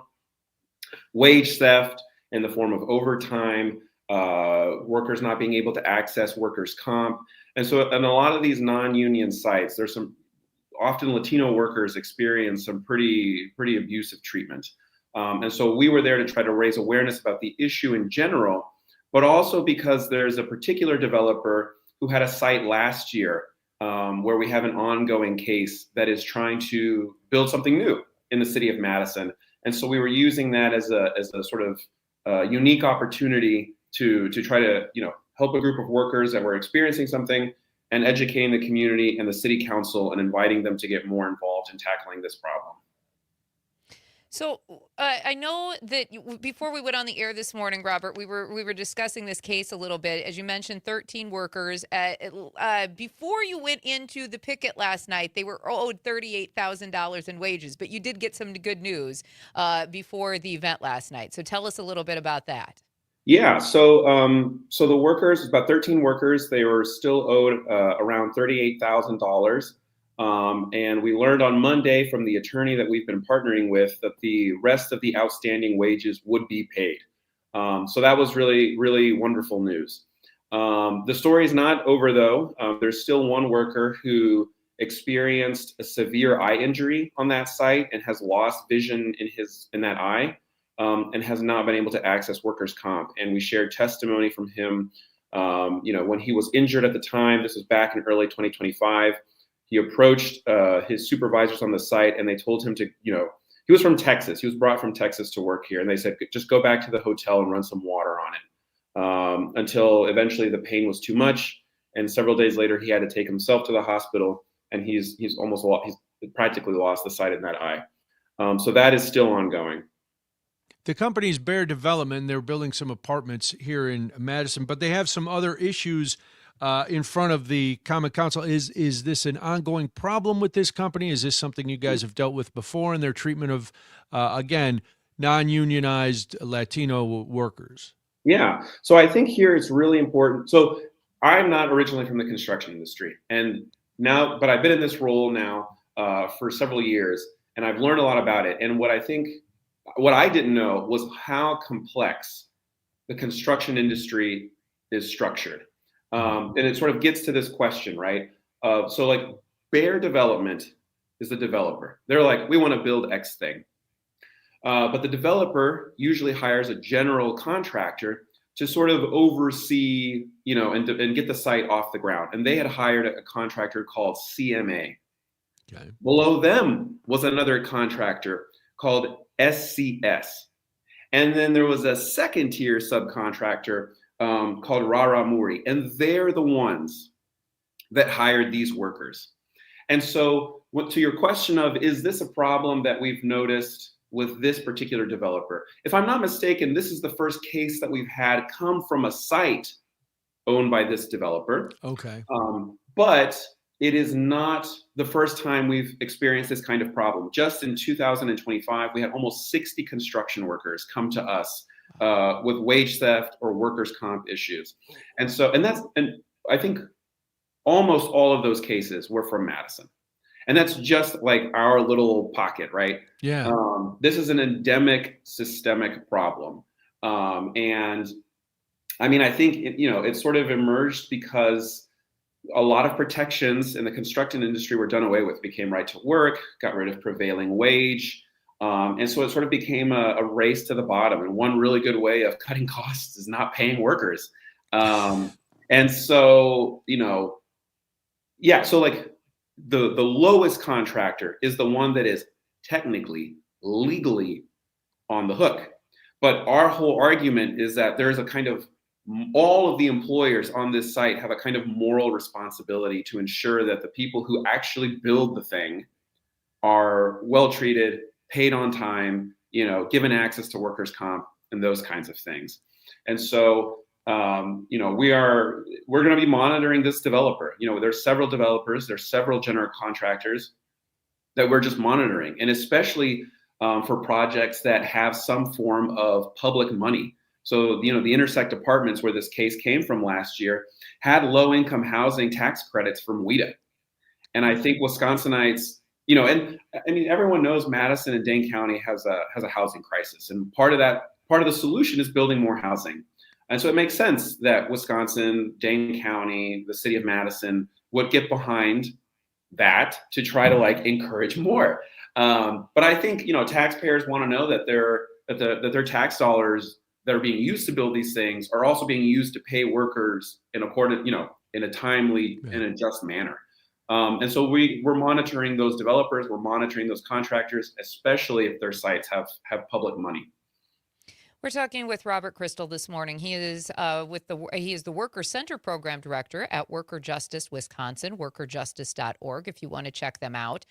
For anybody who might be listening this morning and wondering if something similar is happening to them or somebody they know, Robert, what signs should they be looking for? And if there's not something right with their pay, if they're not getting what they need, who should they be contacting? I mean, essentially, what can they do, especially when we're talking about ununionized, potentially Latino workers who might not feel like, there's people who care about what's going on with them. What are their options? Yeah, totally. Great question. I mean, so the good thing about Worker Justice is that almost all of the staff are bilingual. We have Spanish speakers, we have French speakers, we have Swahili speakers. And so we try to be very accessible. I'll also say that, Worker Justice has no authority over anyone, right? Like, folks come to us, learn about their rights, learn about sort of the economic system that we're living in, the legal system. And then we give them a menu of options, right? And so they really get to decide, based on their comfort level, right? Like how hard do they want to push? And so if folks are not being paid, right, that is a major red flag. Like, you should be getting paid at least once a month in Wisconsin. If the pay is irregular, if you're not getting a pay stub, if your employer says to you, I'll pay you $300 a day, that is not valid. It's either you have to pay people by the hour. I think I already mentioned not getting a pay stub, so like these are all red flags. And folks can, come visit us. We're in the Labor Temple in Madison. They can send us an email at info@workerjustice.org. I think those are, walk-ins are welcome, and we'll get them signed up with an appointment. They can email us, they can call us, leave us a voicemail. Like, we try to be pretty accessible. Robert, you mentioned that the worker with the workman's comp claim with his eye injury had been brought up from Texas. Is it common for some of these general contractors to bring in labor from out of state? And if so, why is it? Is it because we're a right to work? They can be from wherever and be paid whatever? That's a really good question. At this moment, I can only offer anecdotal evidence. I don't have like a sociological study or anything. Okay. But I don't think it is the majority of cases, but it is, we've noticed that it seems like there is a slight uptick, right? It's not the first time that we've come across this. And a lot of workers from that site were brought from out of state, which is always troubling, right? Mm-hmm. For a number of reasons. And so is it the general norm? I don't think so, but it's enough to be concerning. Yeah. Okay. How do we make sure that worker protections and fair pay stay front and center in this state? I mean, and you mentioned that your footprint's smaller in Madison, but I mean, for anybody listening today, not just when there's a protest, not when it's making headlines, but how do we make sure that this is something that is done long-term across the state of Wisconsin? Yeah, great question. I think the sad reality is that many people think that our laws work. And the example I always give folks is, if you work at a grocery store and you take $500 out of the register, your employer can call the cops and you can be charged as a criminal for theft. If your employer steals $500 from your paycheck, you cannot call the cops. It is not a criminal offense. It's a civil offense. So you have to file with the Department of Workforce Development, which is, in my opinion, very underfunded. So it will take months for any kind of movement to happen. It'll take several weeks to get assigned an investigator. It will take months for there to be an investigation.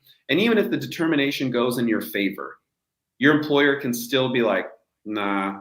In which case, you either have to go to court, so you have to pay money to get your money. And if you're living paycheck to paycheck, this whole process is not a great option. Or it has to go to the district attorney's office. And the Dane County District Attorney's Office, as a policy, even though they could, do not take wage theft claims. And so how, to your question of like, how do we keep this front and center? I think the most important thing is, don't wait until it happens to you.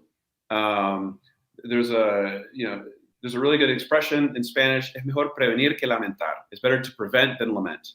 So like, number one, if you're at a non-union work site, you need to organize. You need to unionize. A union contract brings immense protection, far more than what our laws actually provide. So unionization is the best solution.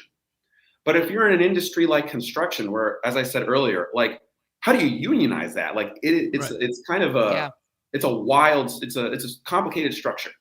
And if there's so many workers that are being misclassified, like, you can't unionize contractors in Wisconsin. You can in other places, but you can't in Wisconsin right now.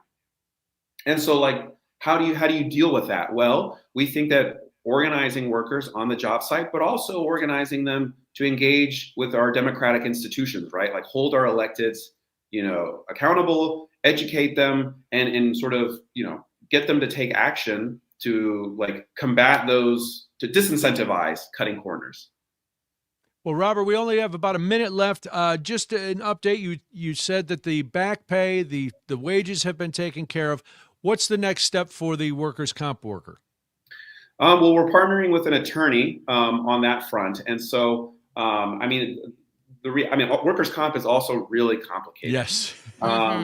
And we are still trying to work with the attorney, who's in conversation with the company to ensure that worker gets some kind of compensation for losing his eye. Well, thank you for being here. Yeah. Robert Christie was our guest. He's the Worker Center Program Director at Worker Justice Wisconsin. WorkerJustice.org is the website. Thanks again for being here, Robert. We appreciate the information. Thank you. Take care. All right, Jamie, there's more when we come back. Oh, yes. There's always more. Should we? Let's hit on this. We got to play that Trump montage again. We then do. Nintendo is suing the government. Yes. Everybody's getting in on the act, and we'll talk about it On the other side, this is Daybreak. I'm Brian Noonan. I am Jamie Martinson. It's 8:19 right now, and you are listening. Fairly solid and better than expected. It's Daybreak with Brian and Jamie. It's 8:22 right now. Thank you so much for joining us. I mean, how can you not be that excited when you hear, the Nintendo sounds behind us? I figured it was a video game sound. I'm not going to lie. I am not a game. Parker, Was it like a yesterday when we particular game? talked about. It's Mario. It's Mario. That's what I thought. Okay, like yesterday when we talked about things that happened before. You got to remember, video game. My advanced video game when I was a kid was the first Atari, which was the big yellow pad with the two little knobs. I was really good at Night Driver. That was a game I was. But I know my daughter never got into games. We had gaming systems in the house. We have a Wii sitting right behind me. We had a GameCube. We had a Nintendo, a PS something. She never wanted to play. She and her friends never got into video games. We've just never played them. I'm a little jealous. Who were the game systems for, Brian? Yeah. They were for my daughter, and then she'd never play them. I'm Because really it was jealous. one of those things. It was like You want them? You got 3 different consoles. no, for the her, and she the didn't want- PS2 was a gift. My sister-in-law's husband was a gamer, and he was Okay. upgrading, so he gave her the PS2. The Wii they wanted because that's the one they used the most, but it was only for bowling and tennis and boxing and that kind of stuff. The GameCube, Santa gave it to her one Christmas because she had talked about it. And then I think she played the Finding Nemo game 3 times, and that was it. I had gamers, 2 of them.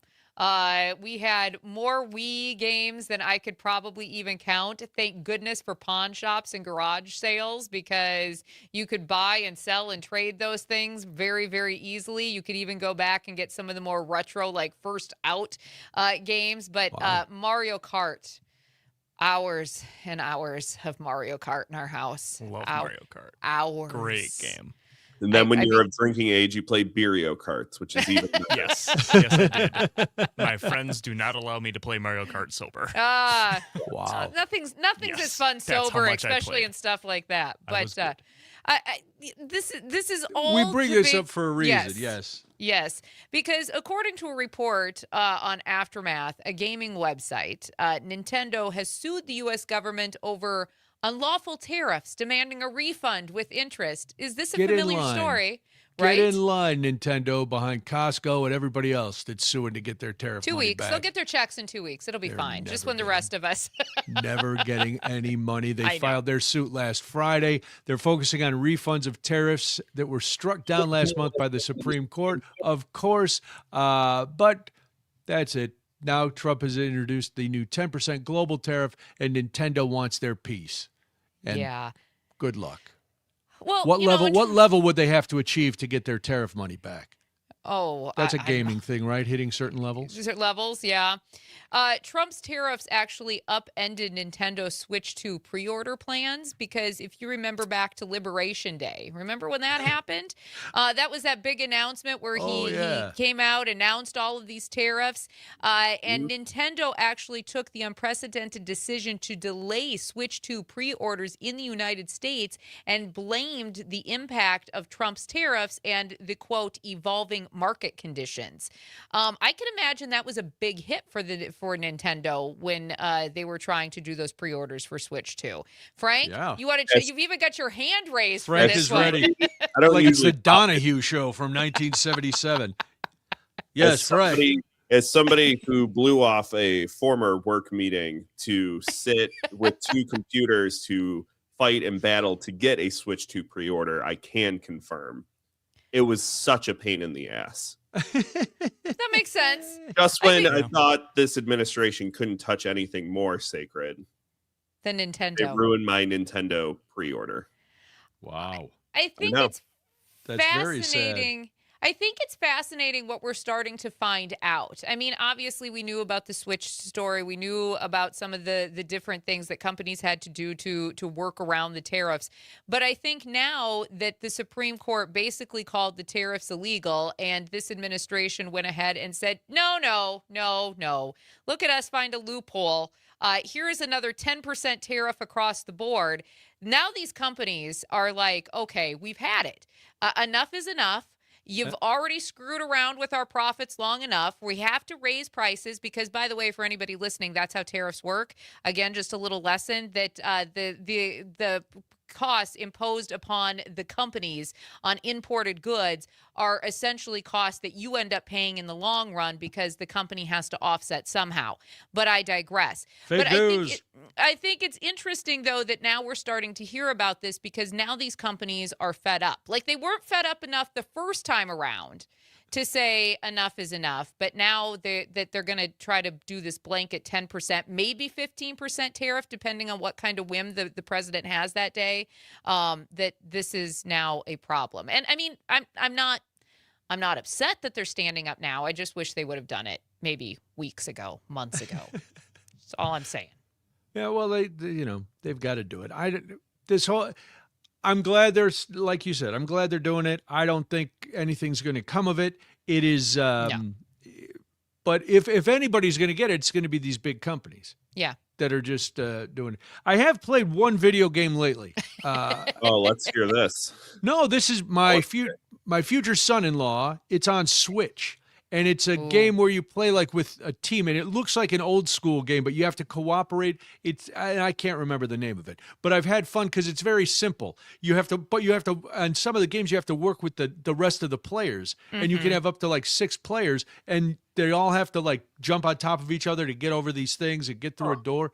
And it's fun because then you start turning on each other. Because one person could screw up the whole deal. And I've only been the person who screwed up the deal like once or twice. Because again, it's very simple to control with the little Switch controller. It's been all right.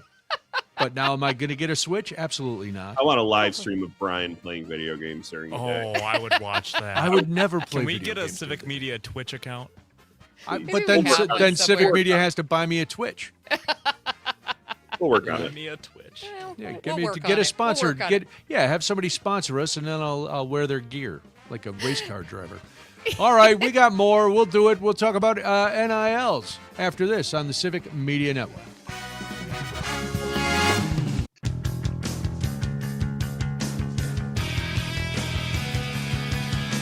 Wisconsin wakes up here. Back to Daybreak with Brian and Jamie. Thank you so much for joining us this morning on the Civic Media Network. My name is Jamie Martinson. And good morning, I'm Brian Noonan. I saw this opinion piece in the Journal-Sentinel, and I wanted to talk about it because new rules across college sports have universities sharing millions of dollars every year with student athletes through this revenue sharing and name, image, and likeness, which are the NIL opportunities. You've probably heard of them. The rules are complicated. A number of states have already changed or in the process of modernizing their laws to help them adapt to this new NCAA landscape. The Wisconsin Assembly passed Assembly Bill 1034, which would modernize Wisconsin's law covering college athletics, which sounds good. But now it's up to the Senate to move the bill to the governor's desk. Tim Sheehy is the former president of the Metropolitan Milwaukee Association of Commerce. He's a former student athlete at UW-Madison, and he wrote this opinion piece that I read in the Journal-Sentinel that urged the Senate to pass the bill. He's joining us now to talk about the bill and why he supports it and why he thinks it's good for Wisconsin. Tim, thanks for being here. It was a great piece. Obviously, it got me thinking. Can you explain the current state of the law and what this Assembly Bill 1034 hopes to change? I can do that, Brian. And you and Jamie, thank you very much for having me on and airing the issue. A brief bit of background. If you'll remember, a couple of years ago, players basically, or student athletes, sued the NCAA over their inability to earn revenue or income off of their name, likeness, and image.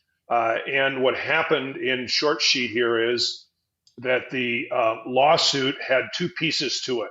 One was backwards looking, and it went back to 2016 and set up a formula to pay out student athletes who had been engaged from 2016 on. The second part of the lawsuit was looking forward. And what it did was, amongst other things, require universities to pay or put in place a $20 million payment plan for their student athletes that they could use to pay athletes that are playing for their universities. And that's really the focus of AB 1034, as this $20 million requirement, in a sense, comes onto the universities. They're looking for ways to kind of level the playing field across different universities. And they're also looking for a way to meet the needs that the NCAA has described for student athletes. Now, in your opinion piece, Tim, you said that Wisconsin needs to update these laws so that the universities can, quote, keep up. So if Wisconsin doesn't pass this law, if they don't make the changes, what do you foresee happening, especially with student athletics and for these student athletes? Well, what it really does is put Wisconsin at a competitive disadvantage. If we don't modernize the law, it handicaps UW-Madison and other NCAA schools in Wisconsin from dealing with their student athletes. They want to require third-party disclosure so they know what the student athletes are doing. They want to bring the law in Wisconsin in line with what the NCAA was requiring.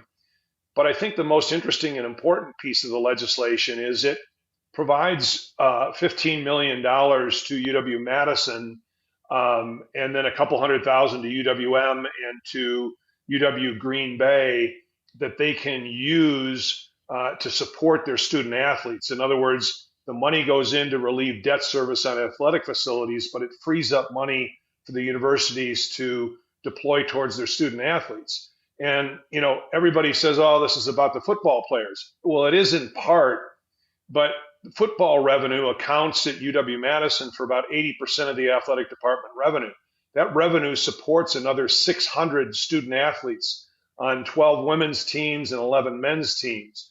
So it covers a wide range of support for student athletes. And then importantly, there's the economic impact that comes from that. If you look at just UW-Madison, I think some 2 million visitors accounted for $750 million in economic impact. So it's not only a competition issue for the university, but it's also an economic development issue for the state of Wisconsin. Are what's being proposed in AB 1034 the same or similar to what other states are doing that have already made these changes? It is very much so in terms of, in a sense, if you want to look at this, giving the students who are workers, giving those workers rights, making sure that we're aligned with other states, and the revenue provision is similar to what other states have been doing.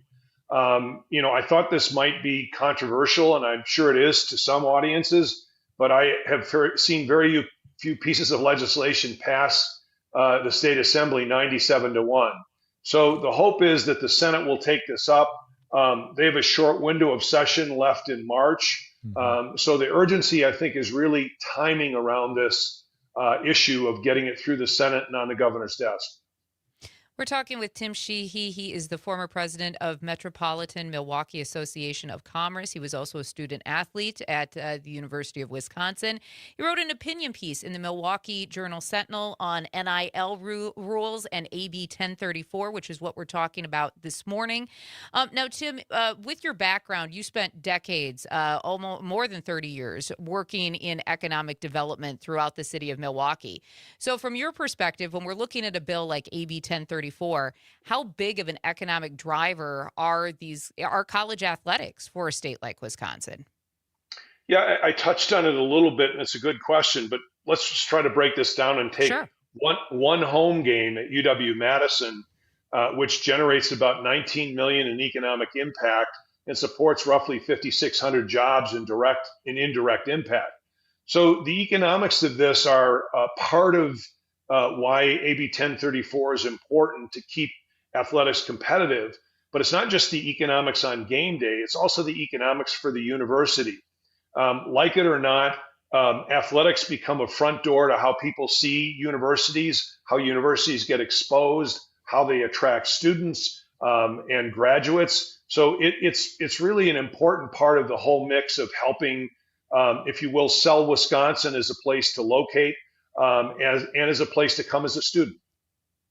Now you've got all these decades of experience with return on investment, and your argument for the Senate to pass this is it's going to be a good return on investment. We've mentioned some of the dollar figures and the jobs created. What other benefits will come from the changes to this law?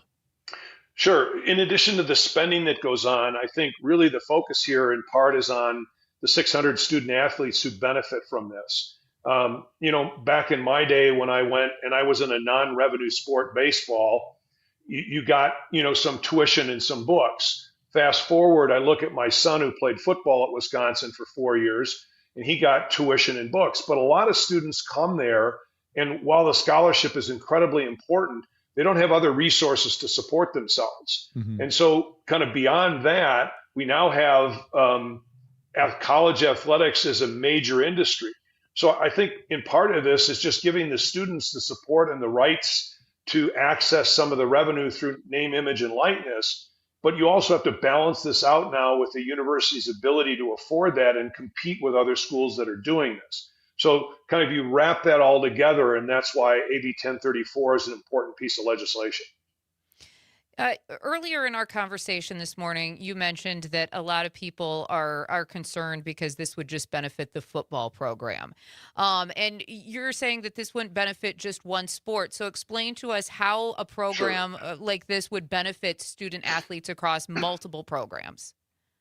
Yeah, I mean, one great example is, we just finished the Olympics. Mm-hmm. There were 12 women who played college hockey for Wisconsin. I think 6 on the winning USA team, 5 on the Canadian team, and 1 on the Swedish team. So all those women are student athletes. They're participating in a sport that doesn't generate revenue. And so by making sure that Wisconsin's football program is competitive, it again drives 80% of the revenue for the athletic department budget.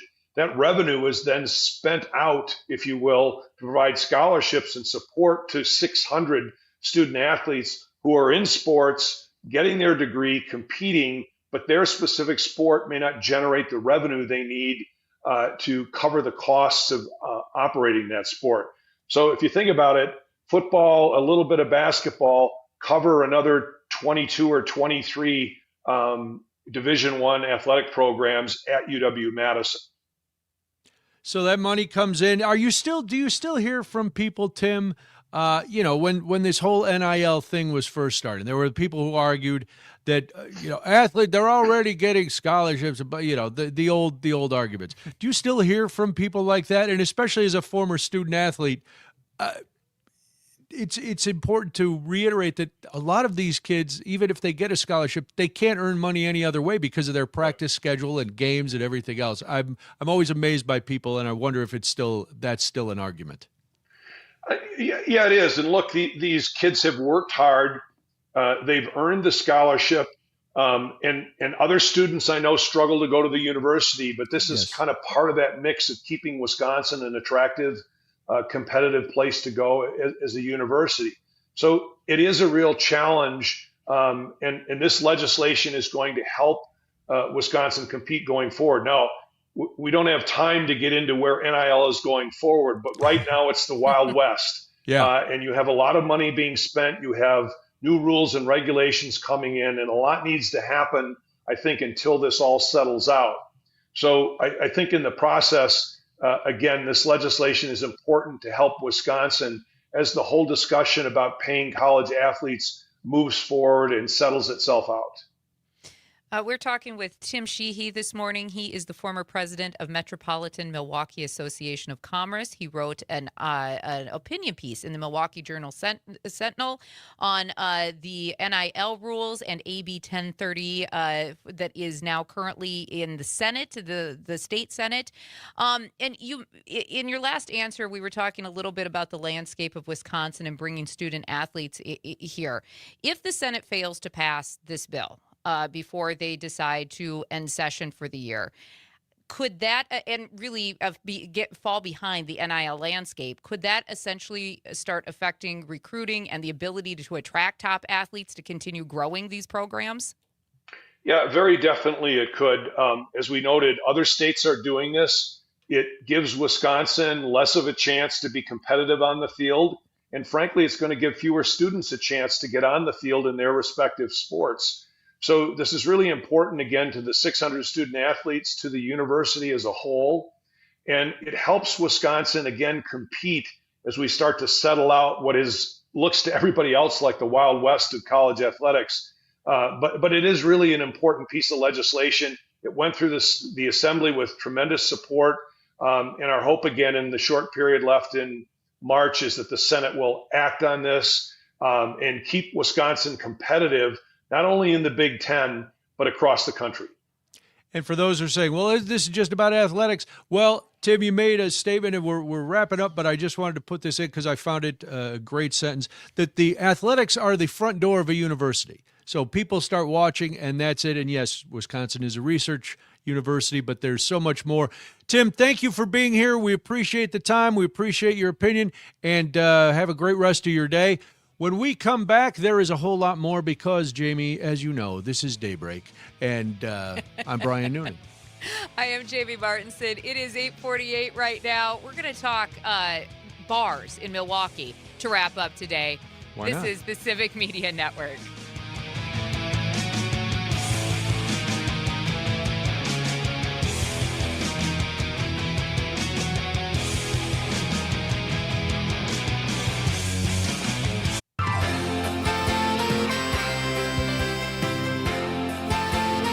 Now back to more of Daybreak with Brian and Jamie. 8:52 this morning. Thank you so much for joining us on this Wednesday. You are listening to Daybreak on the Civic Media Network. I'm Jamie Martinson. And I'm Brian Noonan. And while there are a lot of great bars in Madison, right outside the window of the studio, there are great bars all over the country. Well, Bro Yes. Bible. I know you watch the Bro Bible podcast all the time, Jamie. So you I probably actually love Bro Bible sometimes. So I will say that I do appreciate Have you really a good... watched Bro Bible? I have.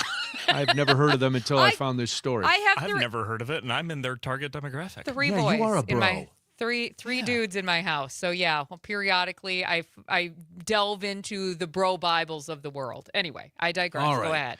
Well, John Taffer, the host of Bar Rescue, he was on Bro Bible talking to Brandon Winard. What nerd? And he asked him to list his top 5 bar cities. And this was John Taffer's response. One of them may surprise you, Parker. What would you put as your top 5 bar cities in the United States? New York is one. Certainly New York City is one. Good question, man. You got me thinking, buddy.